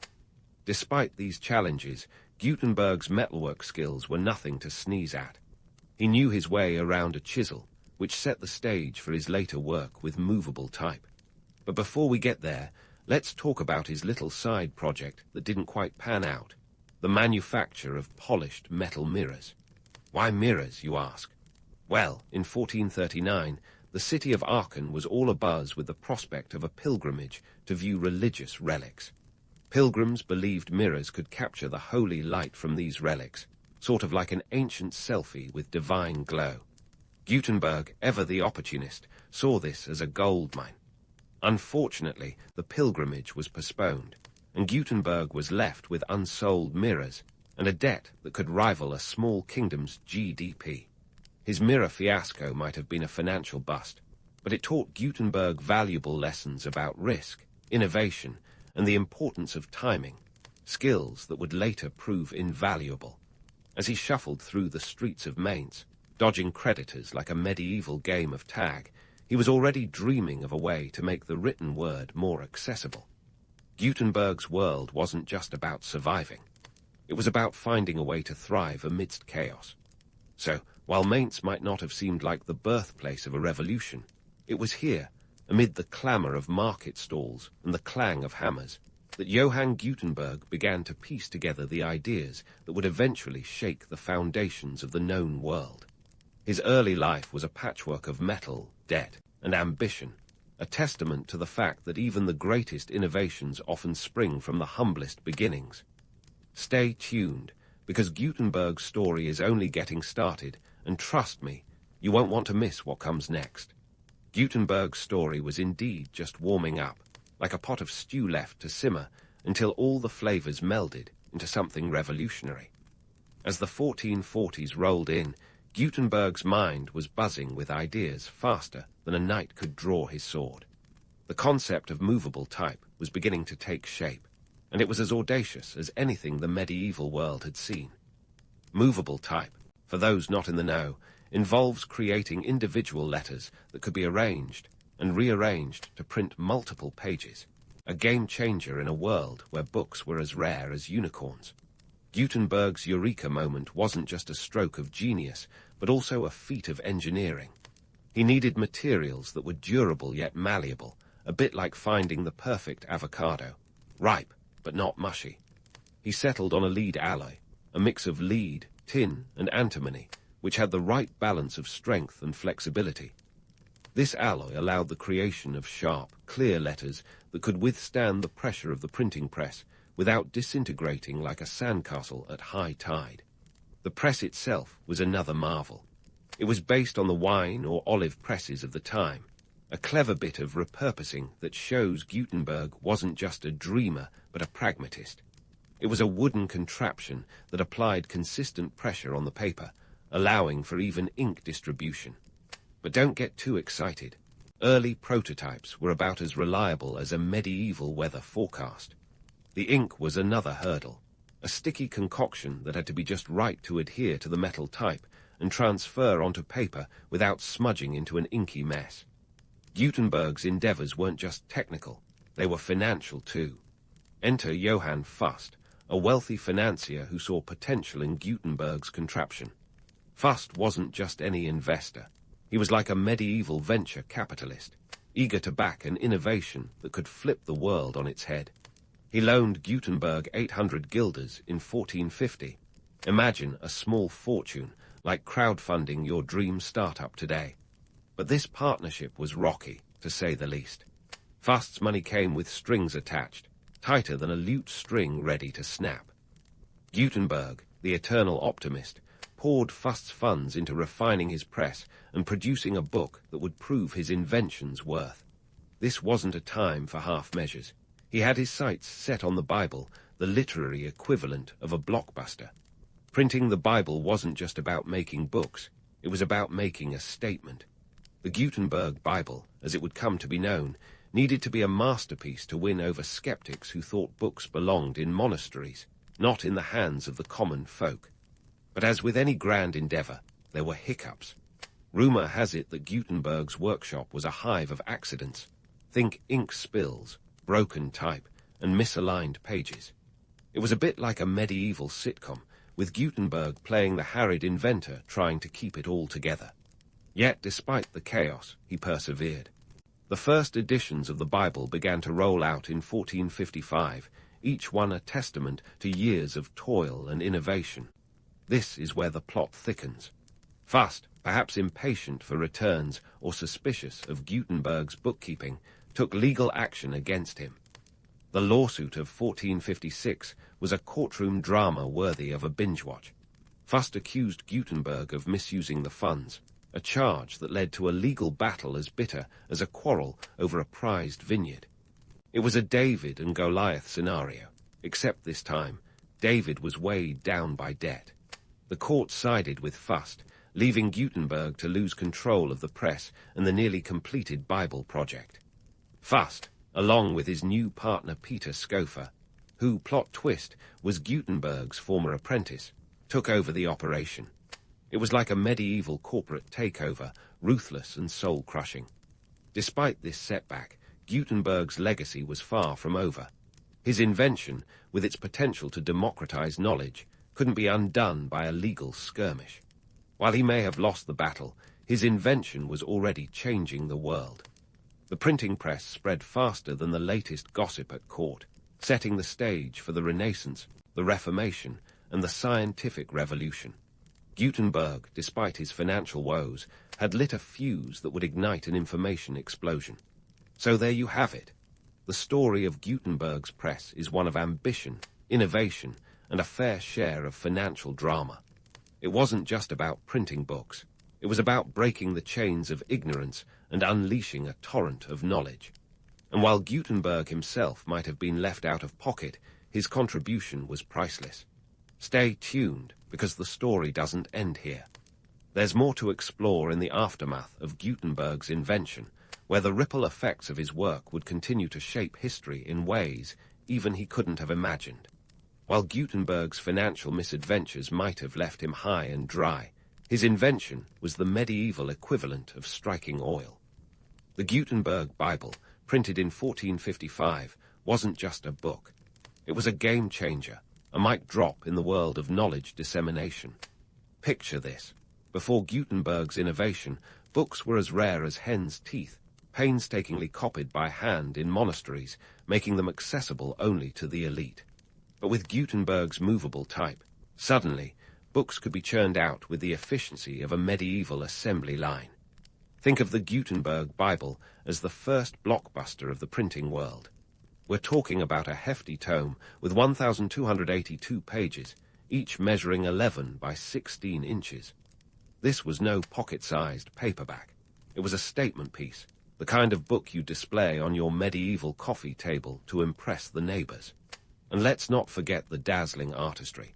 Each page was printed with black ink, but the initial letters were often embellished with vibrant hand-painted illuminations, a nod to the manuscript tradition. But here's the kicker. Producing the Gutenberg Bible was about as straightforward as herding cats. Imagine you're backer number one in a 15th century Kickstarter campaign, eagerly awaiting your reward, only to find out the project is hemorrhaging funds like a leaky ship. Gutenberg's printing press was a marvel, but it was also a money pit. The production costs were astronomical, with estimates suggesting each Bible cost around 30 florins to produce, roughly equivalent to a craftsman's annual wage.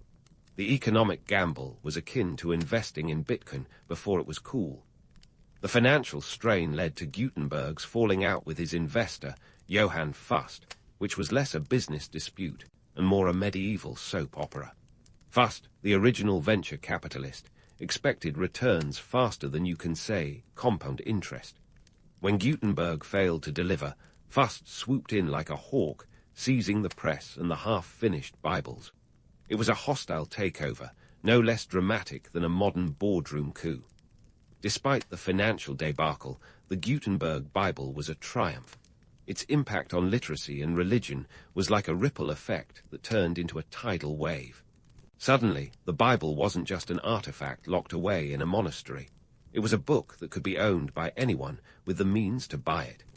This shift was monumental, democratizing access to the scriptures and planting the seeds for a religious reformation. The power of the written word was no longer the exclusive domain of the clergy and the wealthy. It was slowly trickling down to the burgeoning middle class. But let's not romanticize the scenario too much. While the Gutenberg Bible was a revolutionary leap forward, it wasn't an overnight success. The literacy rate in Europe during Gutenberg's time was abysmal, hovering around 5 to 10%. So, while the idea of everyone rushing out to buy a Bible is appealing, the reality was more complex. The Bible's primary audience was still the educated elite, the scholars and priests who could decipher Latin, the language in which it was printed. Yet, the mere existence of the Gutenberg Bible set off a chain reaction. It wasn't long before other books followed suit. and the printing press became the medieval equivalent of a viral sensation. By 1500, there were more than 1,000 printing presses in operation across Europe, producing over 20 million volumes. This was a seismic shift, a cultural revolution that laid the groundwork for the Renaissance. The impact on religion was equally profound. The printing press paved the way for the Protestant Reformation, allowing reformers like Martin Luther to spread their ideas far and wide. Luther's 95 Theses, nailed to the door of a church in Wittenberg in 1517, might have been just another local protest, if not for the power of the press. Instead, it ignited a religious upheaval that spread like wildfire across Europe. Gutenberg's invention also had its fair share of unintended consequences. It wasn't just religious texts that found their way into print. A whole slew of secular works emerged, covering everything from science to philosophy to downright scandalous pamphlets. The printing press became a tool for both enlightenment and chaos, a double-edged sword that could cut through ignorance but also fan the flames of dissent. In the grand tapestry of history, Gutenberg's story is one of ambition, innovation, and a hefty dose of financial woe. His press was the spark that lit the fuse of the information explosion, a revolutionary leap that would shape the world in ways he couldn't have imagined. Gutenberg might have lost the battle for financial solvency, but he won the war for knowledge.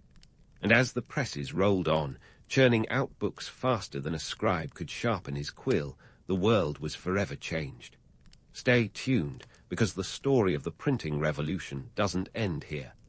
We're only just beginning to see the far-reaching effects of Gutenberg's press, and what comes next is nothing short of a cultural renaissance, a rebirth of ideas that would reshape the very fabric of society. As the Gutenberg press clattered away in dimly lit workshops, spinning out books faster than medieval gossip, it was laying the groundwork for something even bigger than its own mythos, a cultural and intellectual earthquake, the kind that makes you wonder if you're standing on solid ground or just waiting to be swept away by the next big wave of change. This was no slow trickle of ideas. It was a torrent, and its impact on the socio-political landscape was nothing short of seismic. First up, the Reformation. Now, you might have heard the romanticized tale of Martin Luther, the intrepid monk who nailed his 95 Theses to the church door in 1517, setting off a religious firestorm that scorched the Catholic Church to its roots. But here's the kicker. Without the printing press, Luther's dissent might have been just another local squabble, barely a blip on history's radar. Instead, his theses spread like wildfire across Europe, thanks to those busy print shops that churned out copies as if they were running the first-ever printing marathon. The numbers are staggering. Within 2 weeks of Luther's initial protest, his theses were circulating throughout Germany, and by 2 months, they'd reached the far corners of Europe. This was the medieval equivalent of going viral, minus the tick-tock dances and cat memes. Suddenly, the church wasn't just dealing with a disgruntled monk. It was facing a full-blown existential crisis, with its authority being questioned in every corner of the continent.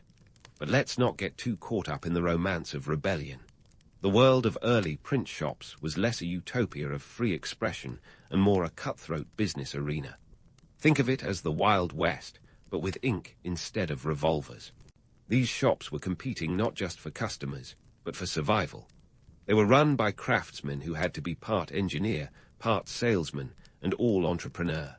If they weren't careful, they'd be left in the dust, or worse, bankrupt and out of business. The economics were brutal.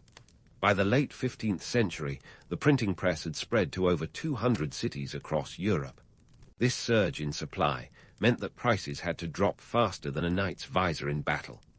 The cost of a book went from the equivalent of a year's wages to something more akin to a month's pay, making them accessible to a broader audience, but also squeezing the profit margins of the printers tighter than a corset at a royal ball. And let's talk about the competition. It wasn't just about who could print the most books, but who could print the best ones. Quality mattered, and printers were vying to produce the most beautiful, the most accurate, and the most compelling works. Mistakes weren't just an annoyance, they were a reputation killer. Imagine printing a Bible with a typo in the Ten Commandments, "Thou shalt not live that one down." This competitive edge also led to a sort of print espionage. Printers would spy on each other, steal designs, and sometimes even poach skilled workers. The world of early printing was as much about intrigue as it was about ink. It was a reminder that while the printing press was democratizing knowledge, it was also breeding a new kind of entrepreneur, the kind that would do whatever it took to stay ahead. And yet, amidst this chaotic scramble for success, something extraordinary was happening. The printing press didn't just amplify religious dissent, it was also a megaphone for the Renaissance. Those ideas that had been simmering in the minds of scholars and artists suddenly found an outlet, a way to reach beyond the cloistered halls of academia and into the streets, where they could inspire and challenge the status quo. Take Leonardo da Vinci, for example. The man's notebooks were filled with sketches and musings that would have remained locked away in obscurity if not for the ability of the press to multiply and disseminate his ideas. By the time of his death in 1519, the Renaissance was in full swing, a cultural movement fueled by the printed word. Books on science, art, and philosophy were no longer the exclusive domain of scholars. They were becoming part of the intellectual diet of an emerging middle class, hungry for knowledge and ready to question the world around them. But with great power comes great responsibility, or, in the case of the printing press, great potential for chaos. The spread of printed material wasn't always a force for good. It also unleashed a torrent of propaganda, misinformation, and downright scandalous content. Pamphlets that could ruin reputations or incite violence were churned out with alarming regularity. The press became a double-edged sword, capable of both enlightenment and destruction. And let's not forget the role of censorship. Authorities quickly realized that controlling the press meant controlling the narrative. Governments and religious institutions were scrambling to regulate what could be printed and who could print it. Licensing laws, censorship boards, and even outright bans became tools in the arsenal of those in power. But even these measures couldn't completely stem the tide of information. For every banned book, there were clandestine print shops willing to take the risk and keep the presses rolling. In this messy, competitive world of early print shops, the so-called Gutenberg revolution was anything but a straight path to enlightenment. It was a tangled web of ambition, innovation, and ruthless competition. Yet, amidst the chaos, it laid the foundation for a new era, a time when the power of the written word was unleashed in ways that would forever change the course of history. So, while it's tempting to get swept up in the romance of Gutenberg's legacy, let's not forget the reality. The printing press was a marvel of innovation, but it was also a tool wielded by humans, with all their flaws and ambitions. It was a revolution built on the shoulders of craftsmen and businessmen, each one driven by the desire to make a mark on the world, or at least a profit. As we look back, it's clear that the Gutenberg press was more than just a technological breakthrough. It was a catalyst for change, a force that propelled the world into a new age. And while the early print shops were far from perfect, they were the crucibles in which this new era was forged. So stay tuned, because the story of the printing revolution is far from over. There's more to explore in the ongoing saga of how Gutenberg's invention continued to shape the world, one printed page at a time. As the ink dried on Gutenberg's legacy, let's roll the credits on his later years. Spoiler alert, there's no Hollywood ending here. Johann Gutenberg, the man who sparked a revolution, shuffled off this mortal coil in 1468, leaving behind not wealth or glory, but a legacy that was more like a hidden gem, buried beneath the sands of time. Imagine being the guy who essentially writes the first line of the information age, yet bows out with little more than a whisper. That was Gutenberg. In his final years, Gutenberg wasn't exactly swimming in riches. The one-time master of the movable type found himself in a state of, shall we say, financial floundering. After losing control of his press and the Bible project to his erstwhile investor and legal adversary, Johann Fust, Gutenberg's economic prospects were about as promising as a lead balloon. He moved back to Mainz, where, thanks to the new archbishop, he was granted a pension and a title that was more honorary than practical. This modest stipend was enough to keep him in wine and bread, but not much else. Yet, despite his lack of material success, Gutenberg's real wealth lay in the indelible mark he'd left on history. By the time of his passing, the printing press had already begun its inexorable march across Europe, much like a medieval influencer gaining followers at a pace that would make even the Kardashians envious. Within a few decades, over 1,000 print shops had sprouted up, churning out millions of books. Gutenberg had set the wheels of the information revolution in motion, whether or not he lived to reap its rewards. Now, let's tackle the myths. Gutenberg is often credited with single-handedly inventing the printing press, a story as tidy and romantic as a fairy tale. But the truth is messier. Yes, his work was groundbreaking, but he stood on the shoulders of previous innovators. Movable type had existed in Asia long before Gutenberg ever picked up a chisel. However, it was his unique blend of existing technologies and fresh innovations that turned the spark into a roaring fire. He didn't invent the wheel, but he certainly made it roll faster than ever before. Gutenberg's legacy is a tale of irony and bittersweet victories. It's the story of a man who, in his pursuit of democratizing knowledge, ended up a footnote in his own narrative. The printing revolution he ignited did more than just make books accessible. It cracked open the gates of knowledge that had been closed to the masses. But in a twist of fate that would make even Shakespeare nod in recognition, Gutenberg himself faded into the shadows, overshadowed by the very revolution he had fathered. His obscurity is a reminder that history doesn't always favor the deserving.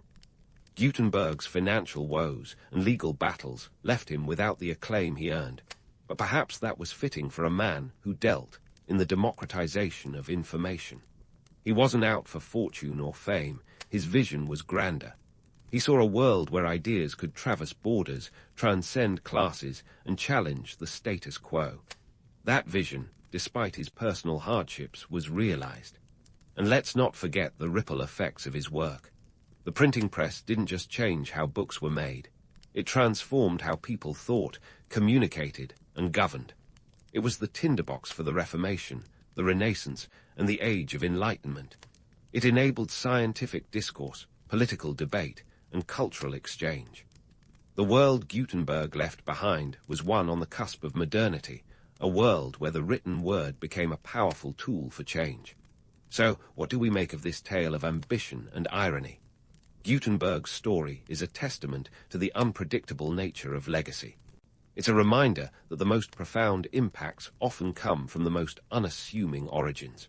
Here was a man who died in relative obscurity, yet his invention set the stage for centuries of progress. His story is a mosaic of triumphs and tribulations, where the beauty lies in the complexity and not in the false simplicity of myth. In wrapping up this tale, let's take a moment to appreciate the paradox of Johann Gutenberg. He was both a product of his time and ahead of it, a man who revolutionized the dissemination of information, but didn't live to see the full extent of his achievements. His life was a blend of success and failure, obscurity and fame, a contradiction as complex as the world he helped shape. So, as you ponder Gutenberg's legacy, remember this. The power of a single idea can outlast its creator, and the seeds of change often bear fruit long after the sower has moved on. Gutenberg's press was more than an invention. It was a catalyst for a new era, a reminder that the written word is mightier than any sword. And in the end, that's a legacy worth remembering. If there were an underdog story in the ancient world that could rival even the best sports films, it would be Athens in the 5th century BC. Picture a city with aspirations as lofty as its Acropolis, yet possessing a navy that barely made a splash. While Athens was busy dreaming of grandiose temples and democratic ideals, their maritime presence was more rubber-ducky than Poseidon's wrath. But how did this city, with its limited fleet, go from splashing around in the kiddie pool to ruling the open seas? Well, the secret ingredient was a potent cocktail of Persian threats, political cunning, and a whole lot of silver. Let's start with the Persian threat, shall we? Imagine the ancient equivalent of a massive corporate takeover bid, except instead of boardrooms and hostile negotiations, it involved triremes and a lot of pointy things. The Persian Empire was expanding, and its eyes were set on Greece, with Athens being the shiny pebble in its path. Enter Themistocles, a man with the mind of a chess grandmaster and the charm of a used car salesman. Now, Themistocles wasn't your everyday politician. He saw the writing on the wall, probably in vibrant red ink, and he knew Athens needed a serious upgrade in the naval department. But how do you convince a bunch of citizens to part with their hard-earned cash for boats when they could have more festivals and statues instead? Themistocles had an ace up his sleeve, the Laurium silver mines. In one of those right place, right time scenarios, Athens hit the silver jackpot at Laurium. We're talking about a windfall of 100 talents of silver, which in today's terms would make even a Wall Street banker sit up and take notice. Now, at this point, the Athenians were probably dreaming of lavish banquets and grand architecture. But Themistocles had other plans. He spun a tale of impending doom at the hands of the Persians that was just compelling enough to convince his fellow Athenians to invest in a fleet instead of feeding their appetites for luxury. This was no small ask. Each trireme, the sleek and deadly warships of the ancient world, cost a hefty sum and required a crew of about 200 rowers. Themistocles proposed building a fleet of 200 triremes, an ambitious plan that was as daring as it was expensive. But Themistocles was a master of persuasion. He painted the prospect of a strengthened navy not just as a defense mechanism, but as a ticket to Athenian dominance. He turned the idea of naval expansion into a patriotic duty, a necessary step for Athens to not just survive, but thrive. Of course, convincing the citizenry involved some political sleight of hand. Themistocles had to navigate the choppy waters of Athenian politics, where every decision was subject to public debate and approval. But through sheer tenacity and a bit of good fortune, he managed to pull it off. He promised that the fleet would not only protect Athens, but also bring wealth and power. And while it may have sounded like a political sales pitch, he wasn't entirely wrong. The economic sacrifices were significant. Imagine the Athenians pinching their drachmas, knowing full well that their money wasn't going toward a new amphitheater, but instead to fund a fleet that could potentially save their skins. Yet, it was a gamble that paid off. The navy they built under Themistocles' vision would soon become the backbone of Athenian power, enabling them to project their influence across the Aegean Sea and beyond. In the end, this wasn't just about boats and battles. It was about Athens stepping onto the world stage, transforming from a city-state with big dreams into a maritime powerhouse. Themistocles may not have been the hero Athens deserved, but he was certainly the one it needed. His vision and the subsequent economic sacrifices laid the foundation for Athens' golden age, where democracy, philosophy, and art would flourish under the protective shadow of a mighty navy. And let's not forget the irony here. The very silver that could have been squandered on luxury ended up funding the ships that would ensure Athens' prosperity and security for years to come. It just goes to show that sometimes the best way to protect your treasures is to invest in a fleet to guard them. And so, Themistocles and his fellow Athenians embarked on one of the most ambitious naval construction projects in the ancient world, like building a fleet of Pharaohs. Only these Pharaohs had oars and a ponton for ramming enemy vessels. Let's talk numbers, because we're not just here for the mythic glow of ancient glories. Get ready for some serious spreadsheet vibes. First, let's break down the cost of a trireme. Each of these sleek ships, the ancient equivalent of a high-tech fighter jet, came with a price tag of about 1 talent of silver. If you're not up on your ancient currency conversions, that's roughly the GDP of a small island nation back then. Consider the fact that Athens aimed to construct a fleet of 200 triremes, and you're looking at a financial commitment that would make even the most indulgent spenders of the time gulp.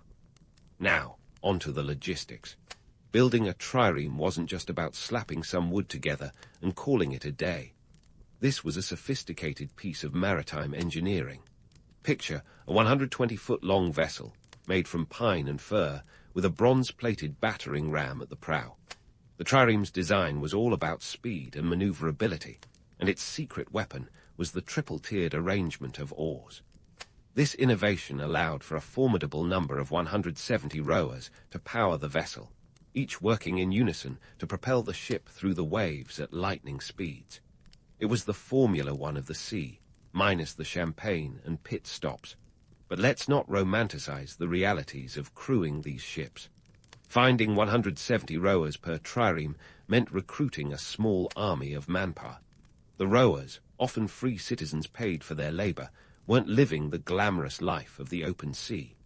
Their reality was far from the swashbuckling tales of maritime derring-do.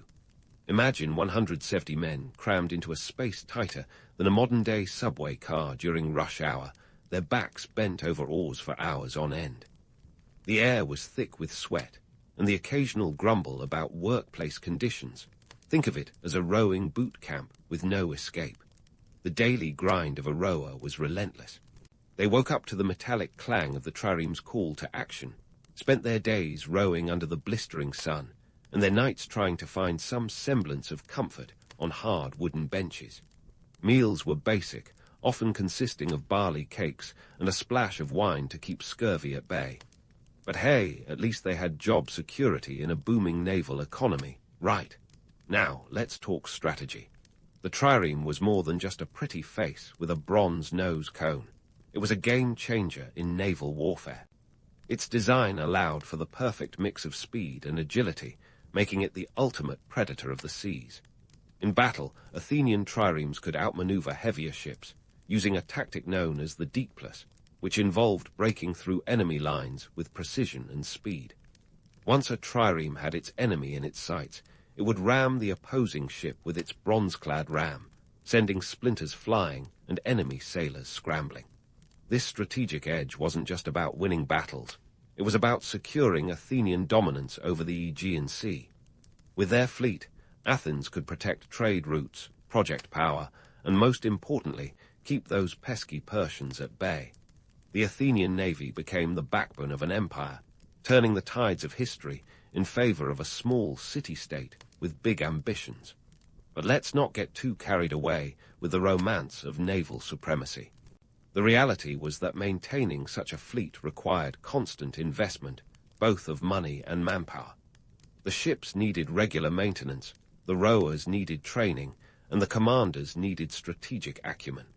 It was a perpetual balancing act that demanded a steady stream of resources and political will. So, while Themistocles' vision and the silver from Laurium may have launched Athens into a new era, it was the grind of countless rowers and the strategic innovations of Athenian commanders that kept the dream afloat. It's a tale of audacity and toil, where the allure of ancient naval power was matched by the gritty realities of daily life at sea. And as Athens fortified its position as a maritime juggernaut, the stage was set for a new chapter in history, one that would see the city-state's influence expand beyond the waves, bringing with it a golden age of culture, philosophy, and yes, a fair share of political drama. But let's not get ahead of ourselves. The sea still had many lessons to teach, and Athens was just beginning to master the art of maritime dominance. As Athens was gearing up for its maritime debut, the Persian Empire was already the heavyweight champion of the ancient world, with an army as vast as it was determined. And the stage was set for a showdown that would make even Hollywood screenwriters jealous. Picture this. It's 480 BC, and the Persian king Xerxes is rolling into Greece like a juggernaut, with an invasion force reportedly numbering in the hundreds of thousands. Xerxes wasn't just eyeing a piece of Greece. He wanted the whole enchilada. With his mighty land army and a fleet that could blot out the sun, he was set on making Greece a footnote in Persian history. Enter the Athenian navy, freshly minted and itching for a fight. Their shiny new triremes were the sports cars of the sea, and they were about to meet their match at the Battle of Salamis. This battle was the David and Goliath moment of ancient naval warfare, where strategy, cunning, and a bit of Athenian bravado would tip the scales. The theatre of war was the narrow straits near Salamis, a natural choke point that would prove pivotal. Themistocles, ever the strategic genius, knew that the vast Persian fleet would be like trying to sail a cruise ship through a kiddie pool. The Athenian plan was simple. Lure the Persians into the tight confines of the strait and let the chaos commence. When you're outnumbered, sometimes the best strategy is to make the fight as confusing as possible. And confusing it was. The Persian fleet, numbering around 600 to 800 ships, was a formidable sight, but Themistocles had set the stage for a nautical nightmare. While the Persian ships struggled with their size and numbers, the nimble Athenian triremes darted in and out, like mosquitoes at a summer picnic. The Athenians, with their 370 triremes, played a deadly game of cat and mouse, exploiting every tactical advantage the strait offered. In the midst of this watery chaos, tactics were as much about psychology as they were about maneuvers. Themistocles had even sent a message to Xerxes, through a double agent, implying that the Greek forces were in disarray and planning a retreat. This crafty bit of misinformation lured the Persian navy into the trap, thinking they were about to deliver the final blow. Instead, they found themselves ensnared, their lines broken, their ships colliding in the narrow waters. Let's talk about the realities of this famed battle. It wasn't the glorious clash of titans, as some might imagine. It was more akin to a maritime demolition derby, with ships crashing, soldiers shouting, and the water turning into a frothy mess of wood and limbs. The Athenian triremes, with their bronze rams, wreaked havoc on the larger, less maneuverable Persian vessels. It was a brutal contest where the victor wasn't determined by sheer force, but by strategy and the willingness to embrace chaos. The aftermath of Salamis was a game-changer. The Persian fleet, battered and demoralized, retreated. Xerxes, witnessing the carnage from his golden throne on the shore, decided that Greece was more trouble than it was worth, at least for the moment. He withdrew his forces, leaving a significant contingent behind, which would later meet its fate at the Battle of Plataea. But that's a story for another day. Now, let's address the elephant in the room, the PR spin. Salamis quickly became the poster child for Athenian heroism and cunning, celebrated in poems and plays, spun into an epic tale of underdog triumph. And why not? The story had all the makings of legend, a cunning leader, a desperate gamble, and a dramatic victory against overwhelming odds. The reality, however, was far grittier. It was a clash marked by confusion, desperation, and the grim necessity of war. The victory at Salamis did more than just force a Persian retreat. It cemented Athens' status as a maritime superpower. The Athenian navy, once a fledgling force, now stood as a guardian of Greek liberty and a symbol of Athenian ambition. This newfound power wasn't just about military might. It was a ticket to economic and political influence across the Aegean. Yet, this triumph came at a cost. Maintaining a dominant navy required resources, and lots of them. The economic implications were significant. Athens had to keep the triremes seaworthy, the rowers fed and paid, and the fleet ever ready for the next challenge. In essence, the Athenians were writing a blank check to their navy, banking on their maritime prowess to secure their future. But don't let the tales of heroism fool you into thinking it was all glory and grandeur. The reality was that the rowers, the unsung backbone of the Athenian fleet, lived lives of relentless toil. For them, victory meant another day of rowing, another day of survival. Their sweat and sacrifice turned the tide at Salamis, but their stories often got lost in the grand narrative of Athenian triumph.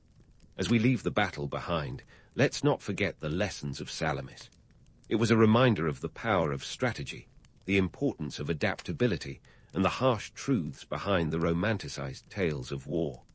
Athens had emerged victorious, but the journey was far from over. The city-state's ambition would push it into new realms of influence and conflict as the sea continued to shape the destiny of a world on the brink of transformation. With Athens basking in the afterglow of Salamis, it was time to turn the spotlight from the battlefield to the boardroom, or whatever the ancient Greek equivalent was.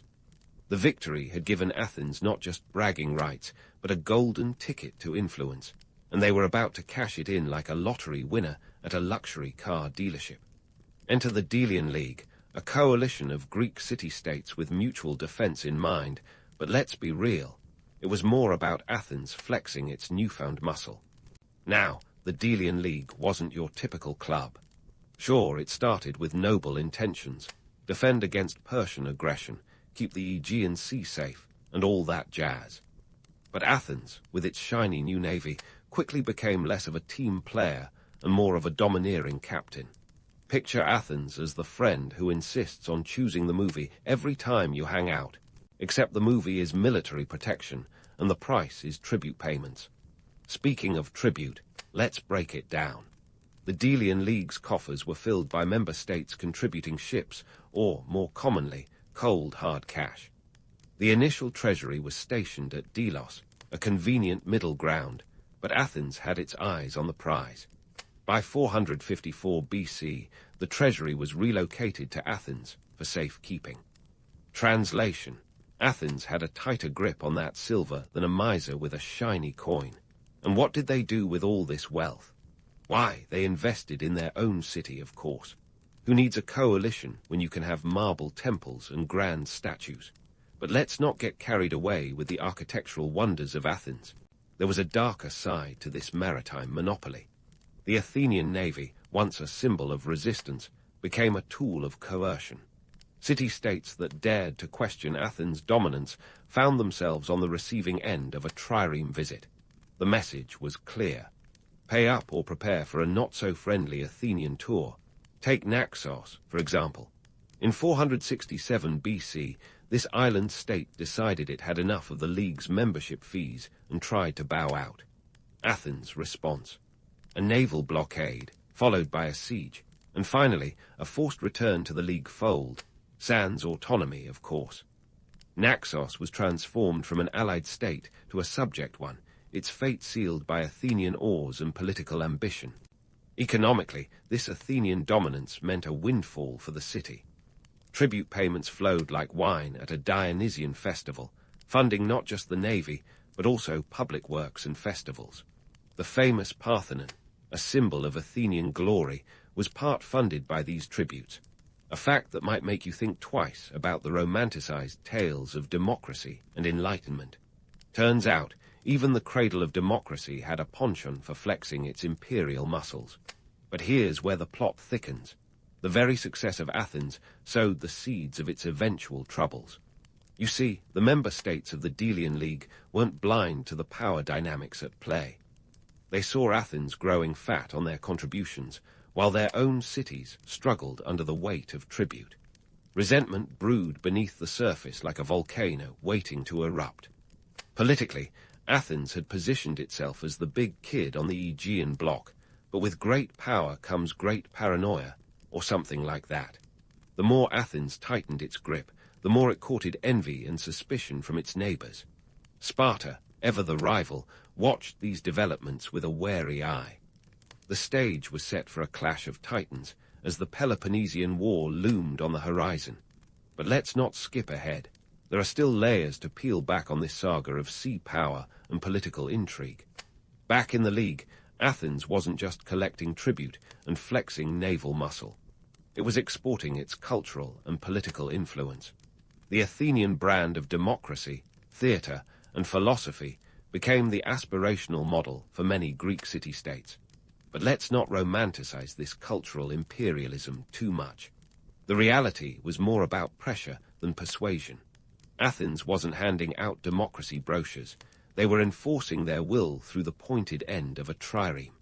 Economically, the Athenian economy thrived on the back of its naval prowess. The Piraeus, Athens' bustling port, became the commercial hub of the Aegean. Trade routes were protected by Athenian ships, and merchants flocked to the city, bringing with them wealth and exotic goods. The symbiotic relationship between naval dominance and economic prosperity was as clear as a Spartan's disdain for luxury. But let's not forget the human cost of this maritime empire. The triremes, those sleek symbols of power, required constant upkeep. Rowers were still the backbone of this naval machine, and while they were paid, their lives were far from luxurious. The grind of rowing remained relentless, and the promise of riches often ended at the oar's edge. For the rowers, Naval dominance meant job security, but rarely did it translate into a better life on land. Yet, amidst this economic and political chess game, Athens had to maintain a careful balance. Its dominance was not just about power, but about perception. The city-state needed to project strength while convincing its allies that it was a benevolent leader, not a tyrant. This delicate act was akin to walking a tightrope over a pit of Spartan spears. As Athens sailed through the 5th century BC, its reputation as a cultural and military juggernaut grew. The city became a magnet for thinkers, artists, and traders, its streets echoing with the debates of philosophers and the clamor of commerce. But beneath this vibrant facade lay the realities of power, a city-state that had traded its democratic ideals for imperial ambitions, navigating the turbulent waters of hegemony with an eye on the horizon and a trireme at the ready. The rise of the Delian League and Athens' exploitation of its naval power reshaped the Greek world. It was a time when the sea dictated the fate of nations, where wooden ships carried the weight of empires, and where the promise of security came with the price of submission. Athens had mastered the art of dominance, but the currents of history are ever-changing, and the waves of time would soon test the mettle of its maritime empire. Yet, for now, the city basked in its supremacy, its sails full of ambition, its eyes on the ever-distant shore. But as Athens basked in its supremacy, the winds of fortune began to shift, and not in their favor. Like a celebrity caught in a scandal, the cracks in Athens' veneer of invincibility started to show. The city-state was about to learn that the seas they ruled could be as fickle as a sophomore's love life. The Peloponnesian War was the epic showdown that no one thought they wanted, but everyone got. Think of it as the ancient equivalent of a heavyweight title match, except with more spears and fewer endorsement deals. Athens found itself locked in a death match with Sparta, its perennial frenemy. This war wasn't just a simple spat over who got to sit at the cool kids' table. It was a fight for dominance over the Greek world. And like all good Greek dramas, it was filled with hubris, tragedy, and a fair dose of irony. The war kicked off in 431 BC, and Athens, with its naval superiority, thought it could outmaneuver Sparta's formidable land forces. But here's where overconfidence meets reality. The Athenian strategy was akin to trying to win a chess game by only playing with the rooks. Sure, their navy was unmatched, but when it came to boots on the ground, Athens was outclassed by the Spartans, who practically invented the concept of the warrior workout, minus the Instagram selfies. Let's talk numbers. Athens had an estimated 300 triremes at the start of the war. That's enough to make any adversary think twice about a beach day. But surprise, surprise, a fleet is only as good as its logistics. Maintaining such a force was like trying to keep a vintage car collection running on a bicycle repair budget. Resources were stretched thin, and the Athenian economy began to feel the pinch. As the war dragged on, silver reserves dwindled faster than a politician's approval rating after a scandal. The lavish spending on public works and festivals, fueled by the tribute of the Delian League, soon became unsustainable. And then there was the political hubris. Pericles, the charismatic Athenian leader, had a vision as bold as it was flawed. His strategy was to avoid land battles and rely on the navy to supply the city and harass Spartan territories. Sounded smart, until the plague hit Athens in 430 BC, turning the city into the ancient world's worst airman. The plague wiped out a third of the population, including Pericles himself. It was a grim reminder that not even the greatest military strategist could outsmart Mother Nature. The war dragged on, with Athens and Sparta trading blows like heavyweight boxers in the final rounds. Yet the longer the conflict lasted, the more Athenian morale and resources ebbed away. The Sicilian expedition of 415 BC was another nail in the coffin, a disastrous military campaign that was supposed to be a knockout punch, but instead ended like a tragicomic farce. Athens lost a fleet of over 200 ships and thousands of soldiers, an unmitigated disaster that left the city reeling. Let's throw some numbers around. The cost of the Sicilian expedition was staggering, draining the Athenian treasury and leaving the city vulnerable. The expedition's failure was a textbook example of overextension, where ambition outstripped capability. Athens had gambled big, and the house won. By 404 BC, the game was up. Sparta, with the help of Persian gold, finally got the upper hand. The Athenian navy, once the terror of the seas, was defeated at the Battle of Aegospotami. Athens, the city that had once dictated terms to the Aegean, was now at the mercy of its enemies. The long, grueling war ended with Athens surrendering to Sparta, its empire dismembered, its fleet dismantled. The city was left a shadow of its former self, a cautionary tale of how the mighty can fall. So, what's the takeaway from this ancient epic? For one, power is as much about perception as reality. Athens' naval supremacy was real, but its over-reliance on maritime power and political arrogance led to its downfall. The Athenians had built an empire on the waves, but they forgot that empires need solid ground to stand on. The romanticized vision of Athens as a beacon of democracy and culture is compelling, but the gritty truth is that its imperial ambitions sowed the seeds of its destruction. And what about the legacy of the Athenian navy? Well, it left an indelible mark on history.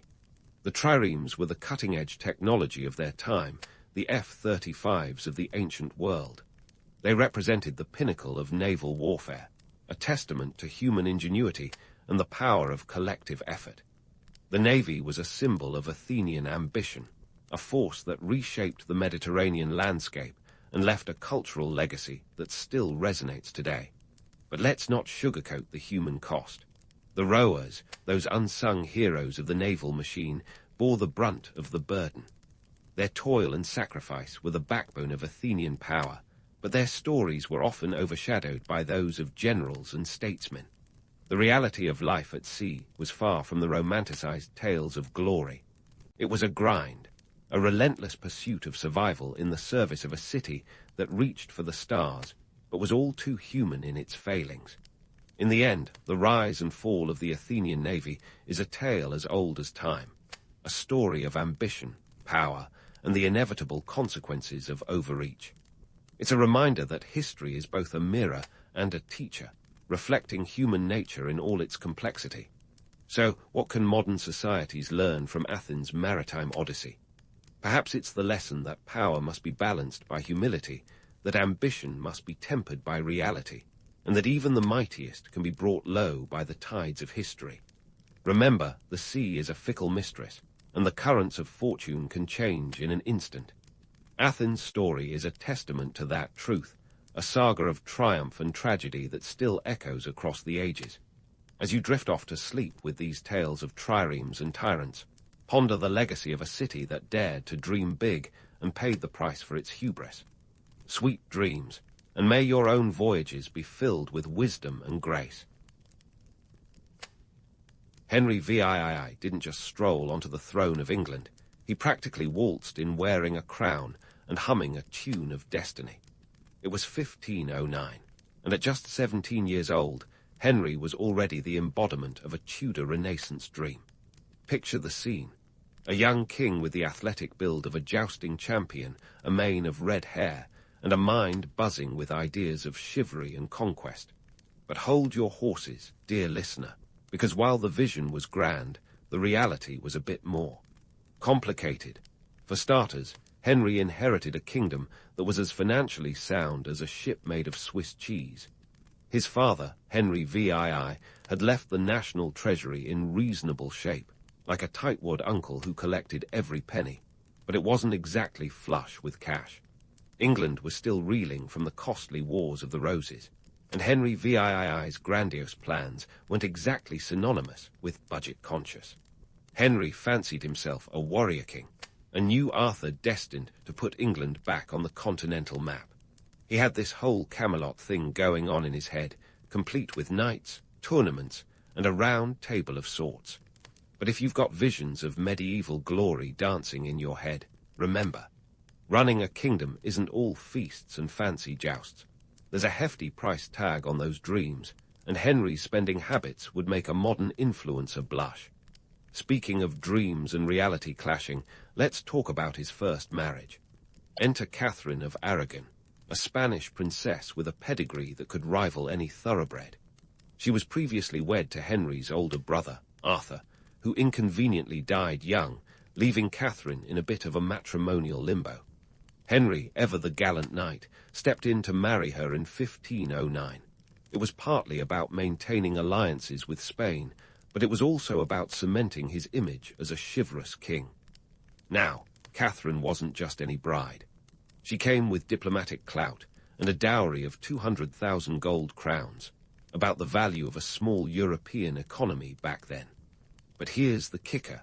Catherine's dowry was only half paid, leaving Henry with a financial headache that no amount of honeyed court poetry could soothe.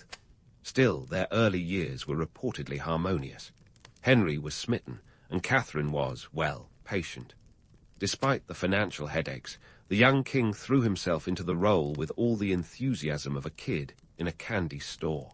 Henry's court became noted for its extravagance. Banquets were a regular affair, where the food was as lavish as the gossip. Imagine a spread that included everything from roasted peacock to sugar sculptures. It was all about showing off, and Henry was the ultimate showman. His court was a revolving door of musicians, poets, and artists, all paid handsomely to keep the Tudor image polished and preened. But Henry's ambitions weren't just about feasting and merriment. He set his sights on France, aiming to reclaim lands lost by his ancestor. Henry VIII, it's the classic case of inherited grudges, where Henry VIII saw himself as the rightful heir to French territories. The only hiccup: France was a formidable foe with resources that made England's finances look like pocket change. But let's not let that small detail get in the way of a good conquest. To fund his military ambitions, Henry relied heavily on his advisors, particularly Thomas Wolsey. Wolsey was a man who understood the fine art of balancing the books and pulling strings. He was a master of diplomacy and had a knack for turning Henry's whims into something resembling policy. Wolsey managed to keep the kingdom's financial wheels greased, though it often involved squeezing the nobility and even the church for funds. Meanwhile, back at the palace, Henry's court was the talk of the town, a blend of high culture and high stakes, where politics were played out like a real-life chess game. Catherine of Aragon, for her part, played the role of queen with dignity and grace, even as pressure mounted for her to produce a male heir. Remember, back then, a king's worth was often measured by his ability to father sons, and Henry was no exception to this medieval metric. The myth of the chivalrous king is all well and good, but it's worth remembering that Henry's England was a place where public executions were still a popular form of entertainment. The same king who presided over glittering feasts was also signing off on beheadings with a flourish. It was a time when power was as much about fear as it was about favor. So, Henry's early reign was a cocktail of contrasts: youthful vigor and financial strain, romantic ideals and harsh realities. The young king's dreams of glory were tempered by the cold, hard facts of governance. But if anyone could juggle the demands of crown and country, it was a Tudor, armed with ambition and a touch of audacity. As we delve further into Henry's reign, you'll see just how those dreams played out, and the price they exacted on the king and his kingdom. But let's not get ahead of ourselves. Henry's reign, as we've seen, was a complex tapestry of ambition and extravagance. Yet, beneath the glittering surface, there was a pressing issue that gnawed at the very foundation of his royal aspirations: the matter of succession. You see, in the 16th century, the legitimacy of a monarch was akin to a medieval insurance policy, and a male heir was the ultimate premium. In Henry's case, it wasn't just an option.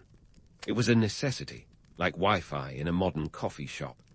Catherine of Aragon, for all her grace and political savvy, was struggling to fulfill this crucial part of her royal job description.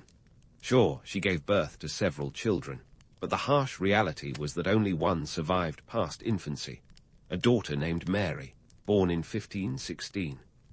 Now, daughters were lovely and all, but in the patriarchal quagmire of Tudor England, they were about as useful as a chocolate teapot for securing dynastic stability. Henry needed a son, and patience was not his strong suit. By the late 1520s, Henry's impatience began to bubble over, and his eye started wandering toward Anne Boleyn, a lady-in-waiting with a sharp mind and even sharper ambitions. Anne wasn't just some pretty face in the crowd. She was a force of nature, a tempest in a Tudor teacup. And while Henry was busy sketching romantic sonnets in his head, Anne was calculating the chess moves of courtly intrigue. She wasn't about to become just another royal mistress. She wanted the whole crown, and she wasn't shy about it. Of course, the path to making Anne his queen was about as straightforward as navigating a hedge maze blindfolded. You couldn't just divorce a queen in the eyes of the Catholic Church, not unless you fancied excommunication, or worse. Henry's solution, a theological loophole. He convinced himself that his marriage to Catherine was cursed because she'd previously been married to his brother. It was a convenient interpretation of Leviticus, and Henry clung to it like a lifeline. Enter Thomas Wolsey, Henry's right-hand man, tasked with making Henry's marital woes vanish like a magician at a birthday party. But even the astute Wolsey couldn't conjure up a papal annulment. The Pope, Clement VIII, was caught between a rock and a hard place, or more accurately, between the King of England and the Holy Roman Emperor Charles V, Catherine's nephew. The Pope's refusal to grant an annulment was a diplomatic tightrope walk, and Henry's patience was thinning faster than a courtier's hairline. By 1533, Henry's frustration reached a boiling point. He bypassed the Pope altogether, a move as bold as it was heretical. With the help of Thomas Cranmer, who was conveniently made the Archbishop of Canterbury, Henry declared his marriage to Catherine null and void. Anne was crowned queen, and the two were married in a secret ceremony. It was a royal scandal that sent shockwaves through Europe like a Tudor version of a celebrity breakup gone viral. This wasn't just a marital spat. It was the catalyst for seismic shifts in English religious and political life. In 1534, Henry's defiance culminated in the Act of Supremacy, a piece of legislation that declared him the supreme head of the Church of England.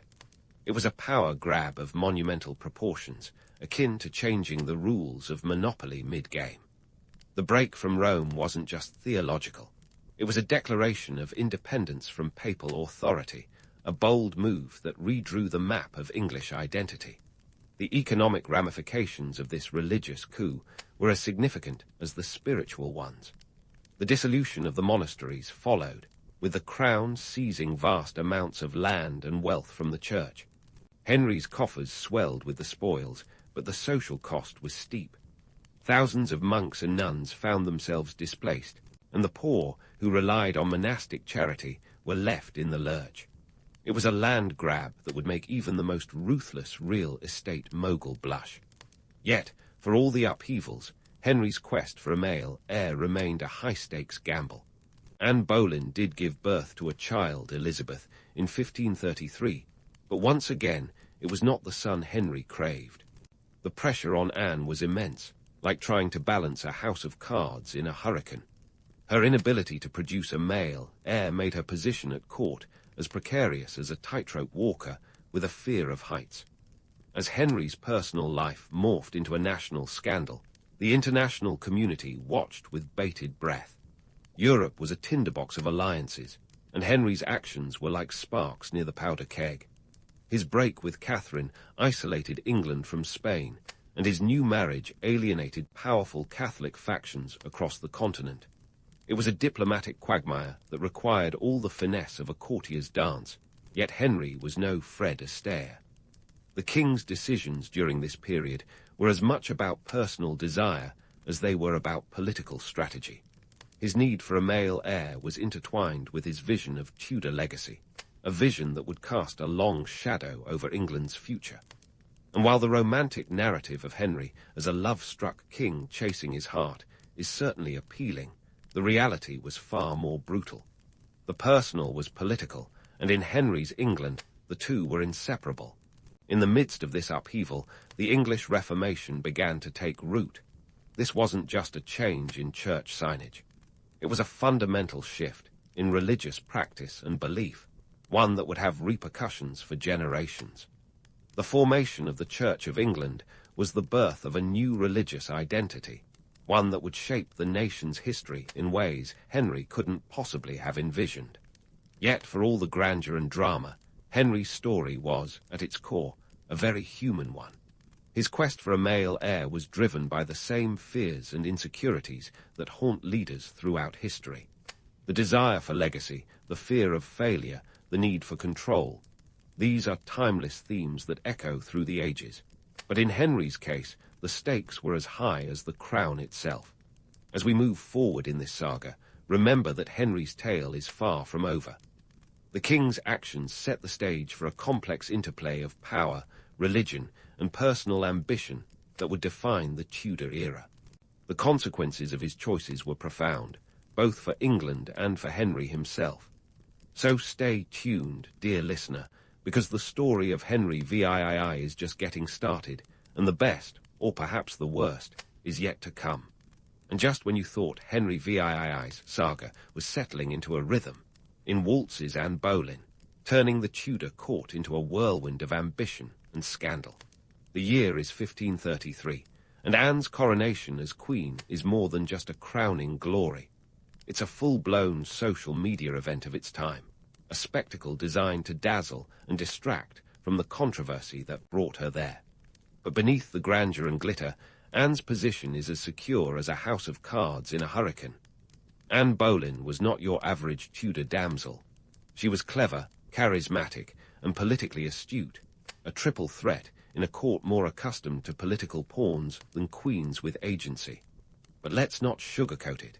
Anne's rise was fueled by the same volatile mix of ambition and intrigue that characterized Henry's court. Her marriage to Henry wasn't just a romantic interlude. It was a strategic power play, with Anne navigating the court's treacherous waters like a seasoned sailor. Yet, in Henry's court, the tide could turn faster than you can say act of supremacy. Anne's inability to deliver a male heir was a ticking time bomb. Sure, she gave birth to Elizabeth in 1533, but what Henry wanted was a son, a little Tudor prince to secure his legacy and keep England's throne from wobbling like a poorly made stool.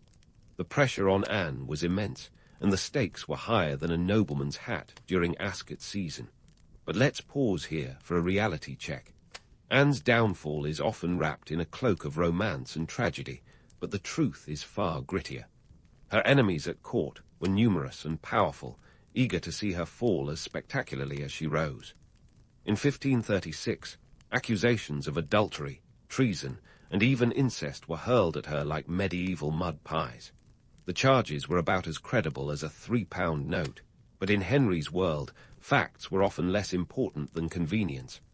Anne's execution was swift, and let's be honest, chillingly efficient. On May 19, 1536, she was beheaded with a sword, a rare privilege over the more common axe, if privilege is the word for such a grim distinction. Her death marked a brutal end to a tumultuous chapter, but it also paved the way for Henry's next matrimonial venture. Enter Jane Seymour, stage left. Jane Seymour was the antithesis of Anne. Demure, compliant, and most importantly, unencumbered by controversy. If Anne was a tempest, Jane was the calm after the storm. Henry married her just days after Anne's execution in a move that was as tactful as a bull in a china shop. But Jane's real triumph was giving Henry what he desperately craved, a male heir. In 1537, she bore Edward VI, a son who was hailed as the golden child of Tudor destiny. Yet Jane's moment in the sun was tragically brief. She died just days after childbirth, leaving Henry with both a son and a profound sense of loss. Jane was buried with all the pomp and circumstance of a queen who had fulfilled her duty, and Henry would later have her reinterred next to him in St. George's Chapel, a testament to the Queen who finally gave him a male heir. But before we get too misty-eyed, let's remember that Jane's success was marred by the reality of Henry's court, a place where queens were as expendable as yesterday's news. Meanwhile, as Henry's personal life unfolded like a Tudor soap opera, his military ambitions continued to drain England's coffers.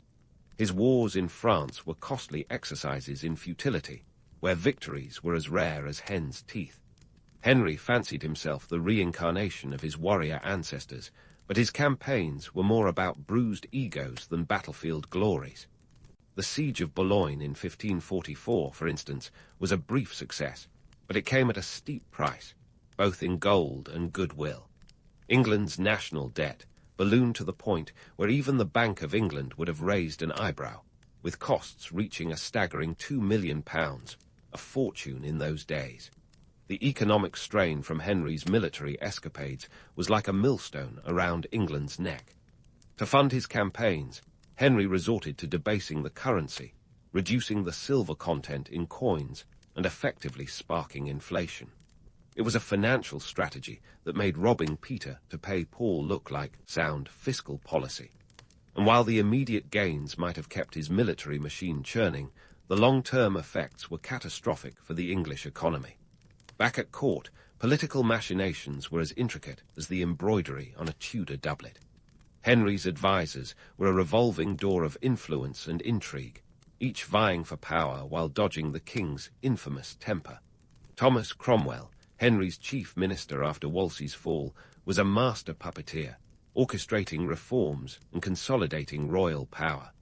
But even Cromwell, with his knack for navigating the stormy seas of Tudor politics, couldn't escape the king's wrath forever. The romanticized image of Henry as a lovelorn king is tantalizing, but it's more fairy tale than fact.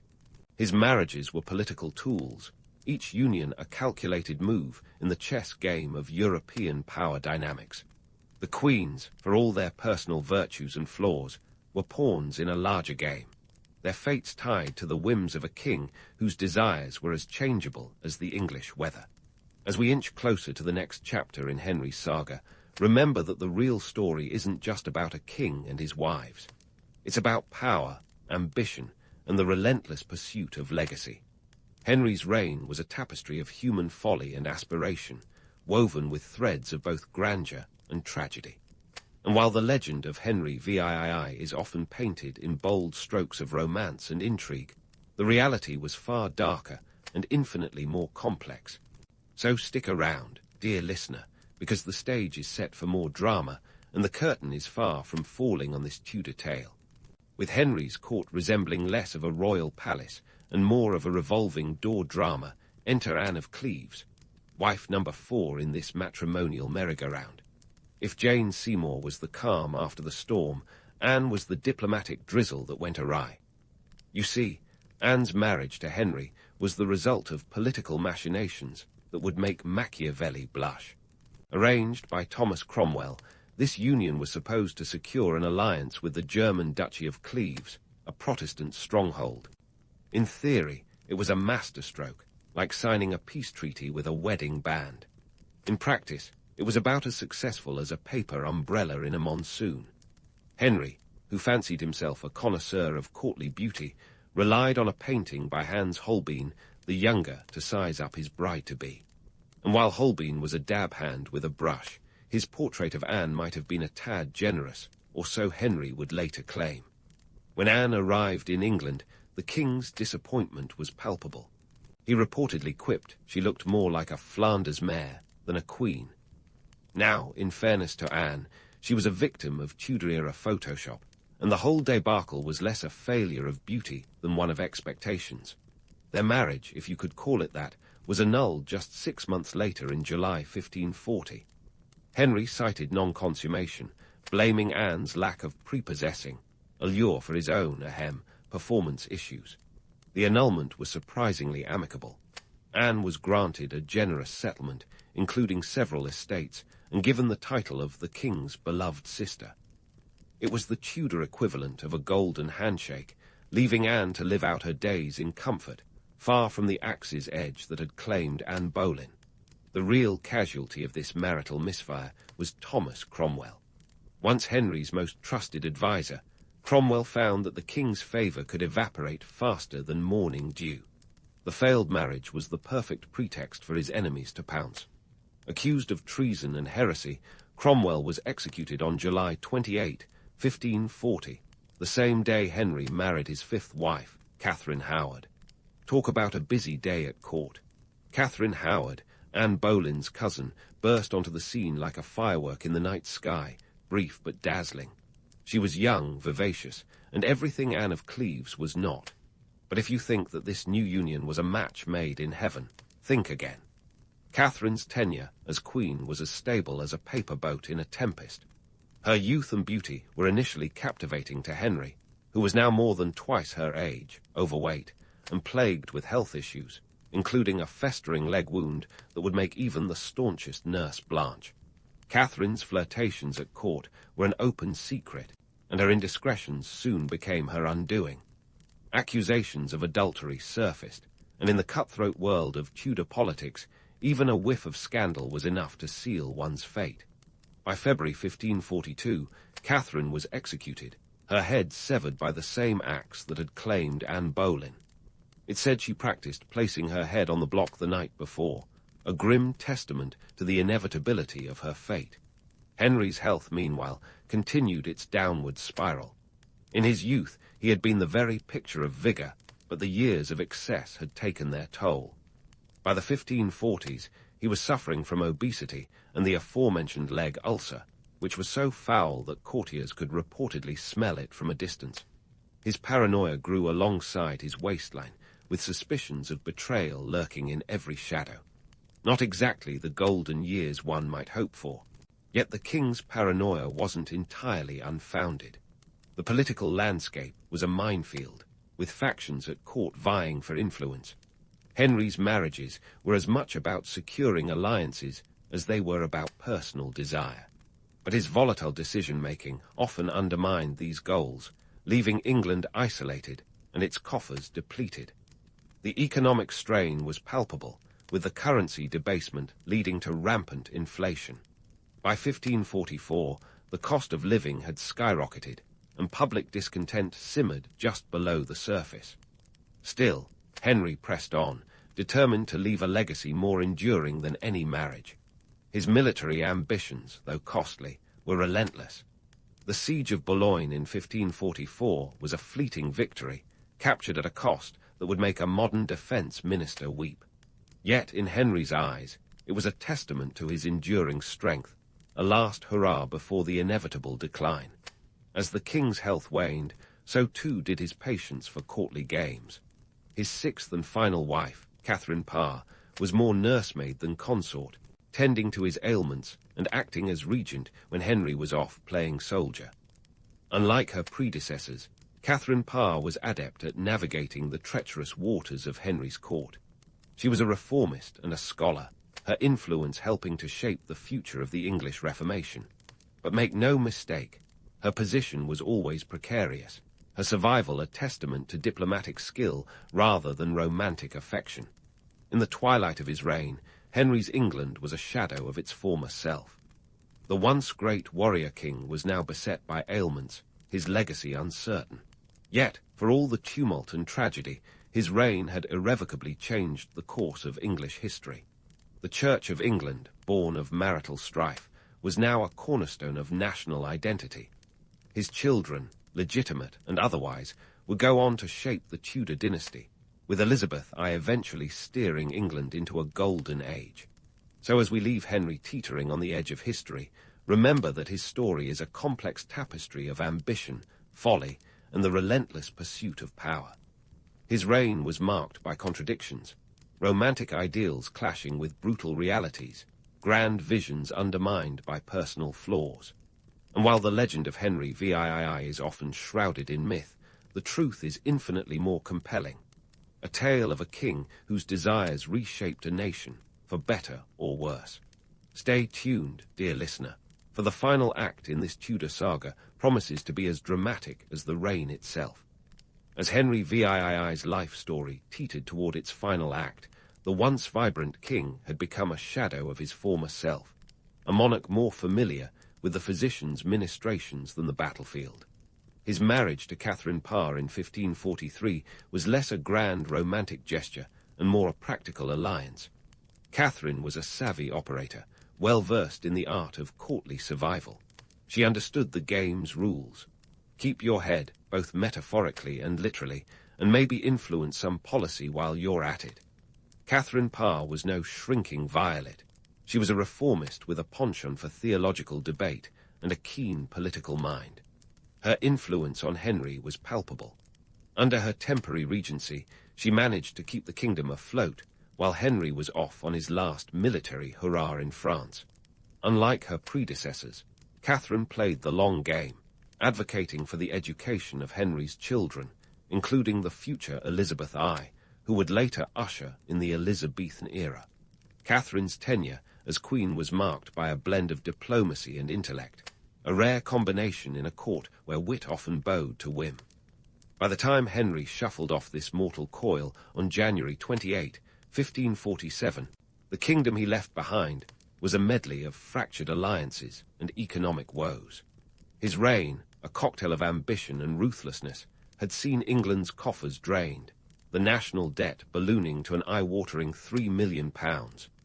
Inflation, sparked by Henry's reckless debasement of the currency, had left the economy as stable as a wobbly jelly. It was a financial hangover that would take decades to shake off. Politically, England was a patchwork quilt of shifting loyalties and brewing discontent. The break with Rome had severed ties with Catholic Europe, leaving England to navigate the choppy waters of Protestant Reformation virtually alone. Henry's creation of the Church of England was a political masterstroke, but it came at a cost. Religious tensions simmered beneath the surface, with Protestant reformers and Catholic sympathizers eyeing one another warily across the pews. It was a nation divided, its future uncertain. Yet for all his faults, and they were legion, Henry VII's enduring legacy is hard to ignore. His reign was a turning point, a seismic shift that saw the birth of modern England. The dissolution of the monasteries, though brutal and economically motivated, redistributed wealth and land in a way that reshaped the social fabric. The new church, with its English Bible and rejection of papal authority, laid the groundwork for a national identity that would endure long after Henry's bones had turned to dust. In the personal arena, Henry's 6 marriages were less fairy tale and more cautionary tale. Each wife, from the patient Catherine of Aragon to the astute Catherine Parr, was a reflection of Henry's evolving needs and ambitions. They were women navigating a treacherous world where their fates were tied to the king's whims. The romanticized image of Henry as a chivalrous lover is tempting, but the reality was far less rosy. His marriages were political chess moves, each one a gamble that rarely paid off as planned. Henry's legacy as a ruler is a mixed bag, an amalgam of towering achievements and catastrophic failures. His ambition for a male heir, a driving force throughout his reign, was ironically fulfilled by a daughter, Elizabeth, whose own reign would eclipse even his. The grandiose dreams of empire and conquest often met the harsh realities of limited resources and international diplomacy. His military campaigns, while occasionally successful, more often drained the treasury and stretched the nation's resources to breaking point. Yet, despite, or perhaps because of, his tumultuous reign, Henry VII remains a figure of enduring fascination. His life and times are a reminder that the line between legend and reality is often blurred, shaped by both myth and fact. As a king, he was both a visionary and a tyrant, a man whose personal desires often dictated national policy. As a husband, he was a serial monogamist whose quest for marital bliss was as elusive as the Holy Grail. In modern parallels, Henry VII's story serves as a cautionary tale about the dangers of unchecked power and personal ambition. His reign was a masterpiece of political theatre, where the personal was inextricably linked to the political. Leaders today take note. A legacy is as much about the battles fought as the alliances forged, the dreams realized as the ambitions thwarted. As the curtain falls on this Tudor drama, remember that history is not just a series of dates and facts, but a tapestry of human stories, each thread woven with ambition, folly, and the relentless pursuit of legacy. Henry VII's England was a land of contrasts, a nation on the brink of modernity, yet rooted in medieval tradition.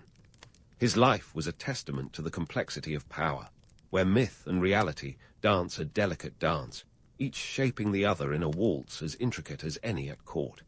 And so ends the tale of a king whose shadow looms large in the annals of history, a reminder that the pursuit of legacy is as timeless as the crown itself. The Byzantine Empire in the 6th century was like the ultimate VIP club of the Mediterranean, complete with its own secret handshake. Well, diplomacy and bureaucratic wizardry, but you get the picture. At its zenith, the empire was a sprawling behemoth stretching from the sunny beaches of Spain all the way to the bustling bazaars of the Levant, all under the watchful eye of Emperor Justinian. This guy wasn't just any emperor. He was the beyonce of Byzantine rulers, famous for his ambition to restore the Roman Empire to its former glory. Justinian's reign was a time when gold leaf mosaics dazzled and the Hagia Sophia soared into the sky, a feat of architecture that practically screamed, "Look at what we can do." Yet it's not all glitter and grandiosity. While Justinian was busy flexing his architectural muscles, the Byzantine Empire was also developing a knack for something a bit less flashy, but just as critical: bureaucracy. The Byzantine administration was like a well-oiled machine, or maybe more like a Byzantine labyrinth, complex, intricate, and sometimes infuriatingly convoluted. This empire set the bar for governance with its tax collectors, scribes, and spies who'd make a modern-day intelligence agency look like amateurs. And speaking of spies, let's not forget the Byzantine mastery of diplomacy. What do you really call diplomacy in the Byzantine context? Bribery and espionage, sprinkled with a touch of schmoozing. If there were a master's degree in political maneuvering, the Byzantines would have been the professors. They'd make Machiavelli blush with their skill in turning foes into friends and friends into, well, not enemies at least. This wasn't some Game of Thrones episode. This was real-life politics, where treaties were inked with one hand while the other clutched a dagger, metaphorically speaking, of course. Now, let's pivot to the nascent Islamic world, which was beginning to stir in the Arabian Peninsula, while Justinian was busy sketching maps of his next reconquest. When the Islamic Caliphate started to rise in the 7th century, they didn't just spring into existence fully formed. They were the new kids on the block, and who doesn't glance over at the neighbors when setting up their own house? The Byzantines, with their impressive civil service and knack for keeping the wheels of government greased, were a pretty handy reference point. It's as if the early Islamic states took one look at the Byzantine setup and thought, we'll have what they're having. Take the Umayyad Caliphate, for example. As the first great Islamic empire, they were keen students of Byzantine governance. They observed how the Byzantines maintained control over their vast territories, and they took notes, literally. The early Muslim rulers borrowed Byzantine administrative practices, including the use of scribes and the concept of a centralized treasury. Think of it as the ancient world's version of an influencer borrowing a style tip or two. But it wasn't just about copying homework. There was mutual influence and exchange, almost like an ancient diplomatic dialogue. Although the Byzantines and the Islamic empires were often at odds, especially over control of the lucrative Silk Road trade routes, they were also engaged in a complex dance of diplomacy. They signed treaties that would make modern-day trade negotiators nod in approval. For example, in 561, the Byzantines inked a 50-year peace treaty with the Sasanian Empire, which was a major player in the region and a precursor to the Islamic empires. This treaty allowed both empires to trade freely across borders, a move that ensured both sides could enjoy the economic benefits without the pesky interference of constant warfare. Of course, not everything was sunshine and roses. The Byzantine penchant for espionage didn't go unnoticed. The Islamic caliphates were well aware of Byzantine spies slinking around, gathering intel. But let's face it, espionage was practically a sport back then, and every empire worth its salt had its own team of cloak and dagger enthusiasts. So, what's the takeaway from this Byzantine Islamic tete-a-tete? It's a reminder that power and politics were never just about swords and shields. They were about savvy governance, smart alliances, and the ever-present shadow of espionage. The Byzantines left a legacy of bureaucracy and diplomacy that echoed through the corridors of the Islamic world, shaping the governance models of empires that would last for centuries. And in a world often divided by religious lines, this cross-pollination of ideas shows that when it comes to running an empire, practicalities often trump ideology. While the Byzantines and the Islamic world were busy playing chess with geopolitics, they were also engaging in a little cultural espionage of their own, this time through art and architecture.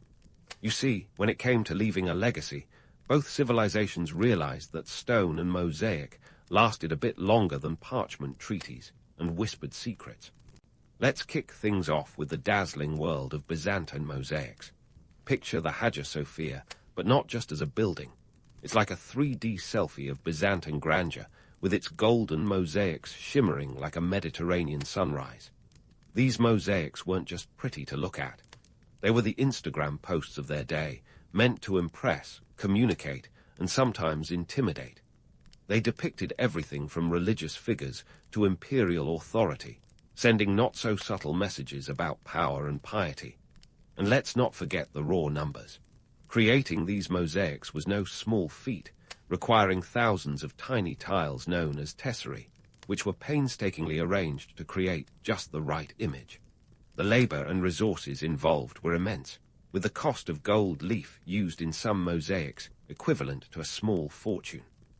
Now, while the Byzantines were busy gluing bits of glass to their walls, the Islamic world was developing its own artistic flair. Enter Islamic geometric art, a form that didn't just decorate buildings, but turned them into mathematical symphonies. Unlike the Byzantine penchant for human forms, Islamic art leaned heavily into geometry, an art form that was as much about intellect as aesthetics. It was like a visual Sudoku, with complex patterns that repeated infinitely, symbolizing the infinite nature of Allah. The reason for this geometric focus wasn't just about religious edicts against depicting human forms. It was a cultural choice that celebrated the divine order of the universe. The symmetric patterns and star shapes weren't just eye candy. They were a statement, a cosmic order laid out in tile and plaster. This style was particularly evident in the architecture of places like the Great Mosque of Cordoba and the Alhambra with their intricate tilework and muqarnas, those honeycomb-like structures that seemed to defy gravity. And here's where things get interesting. Although on the surface, Byzantine and Islamic art seemed worlds apart, they were in a constant dialogue. When Islamic architects looked at Byzantine buildings, they saw more than just structures. They saw ideas ripe for adaptation and transformation.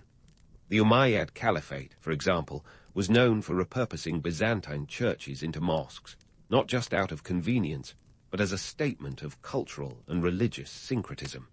The Great Mosque of Damascus is a prime example, a former Christian basilica turned into a mosque, where Byzantine columns still stand as silent witnesses to this architectural evolution. But it wasn't all one-way traffic. The Byzantines were equally curious about their neighbors' artistic endeavors. There are tales of Byzantine emperors commissioning Islamic craftsmen for their projects, leading to an artistic cross-pollination that was akin to a medieval design exchange program. These craftsmen brought with them techniques and styles that would influence Byzantine artisans, proving that art knows no borders, even if politics does. In the realm of literature, the cultural exchange was just as vibrant. The Byzantines were prodigious scribes, preserving and translating the great works of antiquity.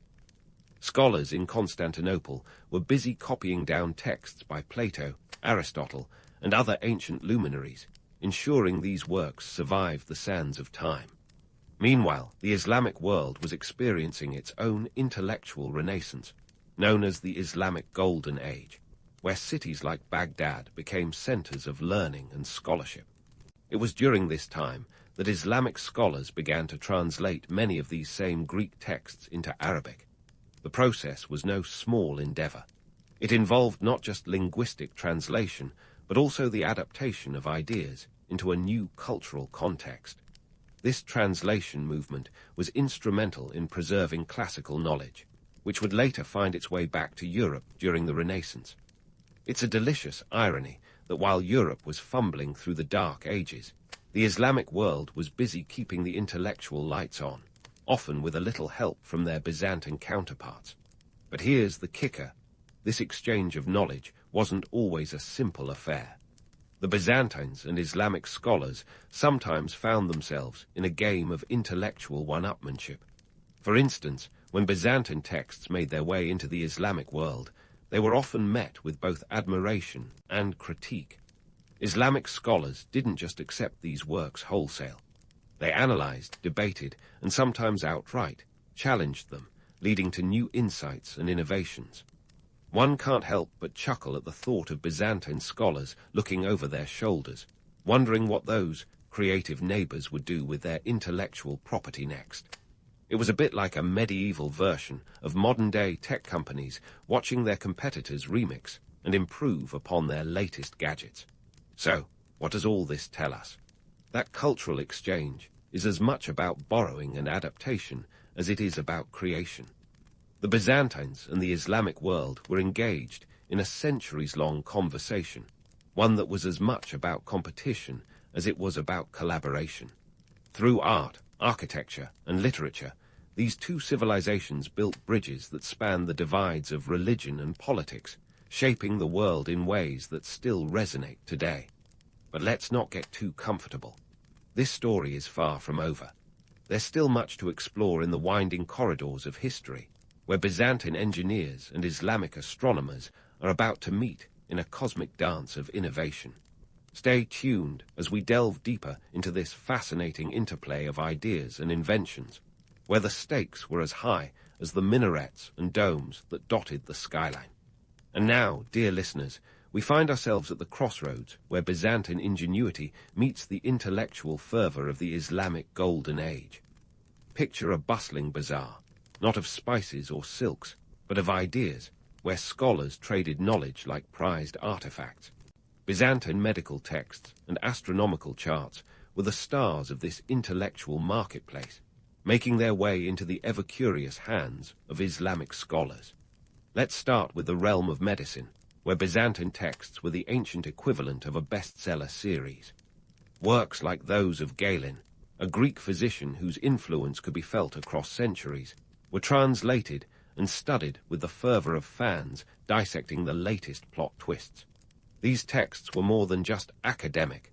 Think of them as medieval medical school curriculums, complete with instructions on everything from surgery to herbal remedies.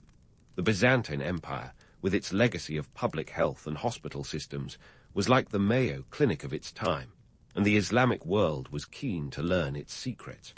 But the story doesn't end with mere translation. Islamic scholars were not passive recipients. They were active participants in the intellectual dialogue. They scrutinized, expanded, and sometimes outright challenged Byzantine medical theories. Take Ibn Sina, known in the West as Avicenna, whose canon of medicine became a cornerstone of medical knowledge. This wasn't just a rehash of Byzantine texts, it was an evolution, a testament to the dynamism of Islamic scholarship. In fact, Ibn Sina's works remained influential well into the Renaissance, proving that knowledge knows no boundaries. Now, let's shift our gaze skyward to the heavens, where Byzantine and Islamic astronomers waged a friendly war of wits over the stars. The Byzantine Empire had inherited the astronomical traditions of the ancient Greeks, with Ptolemy's Almagest serving as the cosmic guidebook. Imagine ancient scholars huddled over these charts, arguing about celestial motions with the intensity of fans debating Marvel's multiverse. These astronomers weren't just stargazers. They were navigators, using the stars to guide ships across the treacherous Mediterranean. When these Byzantine charts reached the Islamic world, they found a receptive audience.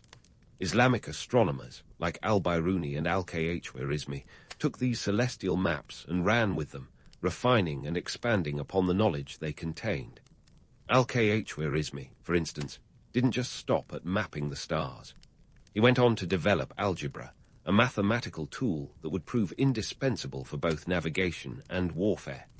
His works were so influential that algorithm is a direct homage to his name, a fitting tribute to a man who charted both the stars and the mysteries of mathematics. But let's not pretend this was all academic posturing. There was a strategic edge to these celestial studies. Accurate astronomical charts meant better navigation, which in turn meant more efficient trade routes and military expeditions. The ability to predict celestial events was akin to having a GPS in a world still fumbling with compasses. These Byzantine and Islamic scholars were the original data scientists, crunching numbers to give their patrons the upper hand in both commerce and conquest. And here's where the plot thickens. The Byzantine and Islamic worlds weren't just exchanging texts, they were engaging in a battle of the minds. Each side sought to outdo the other, leading to innovations that would resonate through the ages. The Islamic world, with its emphasis on empirical observation and experimentation, pushed the boundaries of what was possible. Meanwhile, the Byzantines, with their rich tradition of preserving and interpreting ancient knowledge, provided a foundation upon which new discoveries could be built. So, what does this tell us about the nature of knowledge and power? That in the grand chess game of history, ideas were as valuable as armies. The Byzantine and Islamic empires understood that to dominate the earth, one must first understand the heavens. Their collaboration and competition over the centuries is a reminder that progress is often born from the collision of cultures, where each side brings something unique to the table. Yet, let's not sugarcoat this tale with romantic notions of scholarly camaraderie. These exchanges were often driven by necessity as much as curiosity. Empires needed to innovate to survive, and knowledge was a weapon as potent as any sword. The Byzantine and Islamic worlds were locked in a constant struggle for dominance, and their intellectual exchanges were as much about gaining an edge as they were about enlightenment. In the end, the legacy of this cross-cultural dialogue is a testament to the power of human curiosity and ambition. It is a story of how two great civilizations, despite their differences, found common ground in the pursuit of knowledge. And as we look to the stars today, we are reminded that the quest for understanding is a journey that began long ago, in the halls of Byzantine academies and the bustling centers of Islamic learning. But don't get too comfortable, because this intricate dance of knowledge and power is far from over. There's still more to uncover about how these empires shaped the course of history. Stay tuned as we continue to unravel the threads of this fascinating tale, where Byzantine engineers and Islamic warriors will soon take center stage in a drama of innovation and conflict. As the Byzantine engineers and Islamic warriors prepared to showcase their ingenuity and strategies, a different kind of battle was already raging. The economic tug-of-war that made the Mediterranean world spin. Forget swords and shields for a moment. The real drama unfolded in the bustling markets and along the winding trade routes that stretched from the opulent halls of Constantinople to the vibrant souks of Baghdad. This wasn't just trade. It was a full-blown economic chess game where silk, spices, and pure gold were the pieces on the board. Let's talk silk, the medieval equivalent of a must-have fashion statement. The Byzantines, those savvy operators, had a near monopoly on silk production, and they guarded it like a dragon hoards treasure. We're talking about state-controlled sericulture that made Byzantium the Gucci of the medieval world. Imagine. The government literally had a hand in every silkworm's life cycle, ensuring that the empire's coffers were always jingling. Why? Because silk wasn't just fabric. It was a political tool, a symbol of imperial power, and a diplomatic gift that spoke volumes without a word being uttered. In the 6th century, silk was so sought after that the Byzantine Empire went to great lengths to smuggle silkworm eggs from China. Legend has it, monks were the original covert agents, sneaking those precious eggs in their walking staffs. You can picture it now, a monastic version of Ocean's 11, complete with cloaks and holy scripts. Once the Byzantines got their silk industry up and running, they didn't just produce. They perfected, weaving their way into the hearts and wardrobes of Europe and the Islamic world alike. But the realpolitik behind this silky saga was anything but smooth. The Byzantine silk monopoly was the envy and bane of their neighbors, especially the burgeoning Islamic caliphates, who saw both opportunity and challenge in the Byzantine stranglehold. The demand for silk in the Islamic world was insatiable, and they weren't shy about it. The Umayyads and Abbasids were not just spectators. They were active participants in this economic drama, eager to cut themselves a slice of the silk pie. Enter the spice trade, another arena where Byzantine and Islamic interests collided and colluded. Spices were the flavor of the day, literally and metaphorically. Nutmeg, cloves, cinnamon. These weren't just for spicing up a medieval stew. They were status symbols, medicines, and even preservatives. The spice trade routes were like veins pumping economic lifeblood across regions, making traders the rock stars of their time. Now here's where things get spicy in a geopolitical sense. The Byzantine Empire, with its strategic positions straddling Europe and Asia, acted as a gatekeeper of sorts, controlling major trade routes. Constantinople was the ultimate middleman city, where trade goods changed hands and prices skyrocketed. But let's not kid ourselves. This wasn't just about profits. It was about power. Controlling trade meant controlling influence. The Islamic empires, however, were no pushovers in this trade tango. Cities like Baghdad and Damascus were bustling hubs of commerce and culture, and the Islamic world's geographical spread offered alternative routes that could bypass Byzantine tolls. The establishment of the Abbasid Caliphate in 750 CE marked a shift in power dynamics, as they moved the capital from Damascus to Baghdad, which became the Silicon Valley of its time, a melting pot of innovation and trade. But economic necessities often trumped religious rhetoric, as both Byzantine and Islamic merchants knew. Despite the ideological divides, trade kept the dialogue open, albeit in a language of gold and goods. Treaties were inked, tariffs were negotiated, and alliances were forged in the crucible of commerce. It was as if the two empires, while eyeing each other warily across the dinner table, couldn't resist swapping recipes. This brings us to the crux of the Byzantine-Islamic economic entanglement. It was a complex dance of competition and cooperation, driven by the ever-present need to balance power and profit. The Byzantines, with their silk and strategic location, and the Islamic world, with its spices and expansive reach, were like two heavyweight boxers in a ring, circling each other with a mix of respect and rivalry. So, what's the takeaway from this economic saga? That in the grand scheme of history, trade routes were the roads to both riches and ruin. The Byzantine and Islamic empires understood that to maintain their empires, they had to navigate these economic waters with the skill of a seasoned sailor. When it came to running an empire, they realized that the clink of coins often spoke louder than the clash of swords. And yet, this story is far from over. The Byzantine and Islamic worlds were about to find themselves embroiled in even more complex entanglements as the stakes in this economic game continue to rise.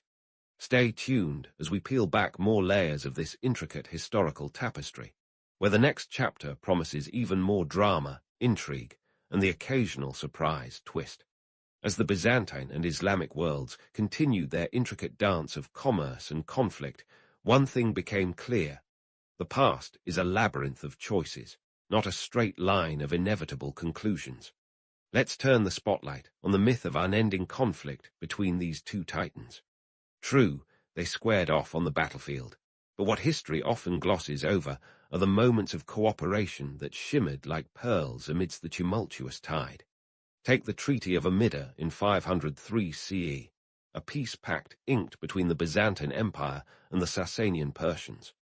This agreement became a blueprint for future Byzantine-Islamic diplomacy, showcasing that when push came to shove, cooler heads could prevail. The treaty allowed for shared control over key border fortresses and established a framework for trade. It was a testament to the fact that while empires might be at odds, they were also bound by a shared interest in stability and economic prosperity. Fast forward to the 9th century, when the Abbasid Caliphate and the Byzantine Empire found themselves locked in a delicate waltz of diplomacy. Despite the backdrop of military skirmishes, there were instances of mutual respect and intellectual exchange that defied the narrative of perpetual enmity. For example, the Byzantine Emperor Theophilus once sent a diplomatic mission to the Abbasid Caliph Al-Mamun, complete with lavish gifts and scholars in tow. This mission wasn't just about patching up relations. It was a nod to the Abbasids' intellectual prowess, and a recognition that knowledge was a currency worth trading. And let's not forget the curious case of the Caliph Harun al-Rashid and the Byzantine Empress Irene in the late 8th century. Legend has it that Harun sent Irene a water clock as a diplomatic gift, a marvel of engineering that left the Byzantine court in awe. Sure, it was a symbol of technological prowess, but more importantly, it was a reminder that diplomacy could be as much about gadgets and gizmos as it was about grand speeches. These moments of cooperation were not anomalies. They were the undercurrents that shaped Byzantine-Islamic relations. The myth of inevitable conflict crumbles when we consider the layers of trade, diplomacy, and cultural exchange that defined their interactions. Empires were like chess players, always looking for the next strategic move, but sometimes it was in their best interest to call a truce and admire each other's game. Now, let's zoom out and see how these ancient dynamics echo in today's geopolitical landscape. The Byzantine-Islamic interplay is like the original script for modern international relations, where nations often find themselves entangled in a web of competition and cooperation. In a world where economic interests frequently override ideological differences, the lessons of the past are more relevant than ever. Consider the trade agreements between modern states, where economic interdependence creates an unspoken bond that tempers political tensions. Or take the cultural exchanges that transcend borders, echoing the artistic and scientific dialogues of old. The idea that knowledge and commerce can bridge divides is as pertinent today as it was 1,000 years ago. The Byzantine and Islamic empires might have been separated by religion and geography, but they were united by a shared understanding that progress often required collaboration. So, what do historians have to say about this remarkable relationship? Historian John Julius Norwich once quipped, "The history of Byzantium is the history of a perpetually precarious balance." It's a fitting summary of the Byzantine-Islamic saga, where the scales of power and diplomacy constantly tipped and swayed. Another historian, Hugh Kennedy, observed, "The Islamic world was a patchwork of different influences, and the Byzantine contribution was significant and enduring." This nods to the absurdity and brilliance of their interaction. Two empires that could be at each other's throats one moment and exchanging ambassadors the next. In reflecting on this historical interplay, one can't help but marvel at the tapestry woven by these two great civilizations. Their legacy is a reminder that history is rarely black and white. It's a kaleidoscope of motivations and outcomes. As we conclude our journey through the Byzantine-Islamic narrative, it's clear that their story is not just about conflict, but about the enduring power of communication and exchange. So, dear listeners, as you drift off to sleep, know that the echoes of Byzantium and the Islamic world still reverberate in the corridors of power today. Their story is a testament to the resilience of human ambition and the endless pursuit of knowledge. In a world where the lines of politics and culture often blur, the Byzantine-Islamic saga serves as a poignant reminder that while the past may be a foreign country, its lessons are universal and timeless.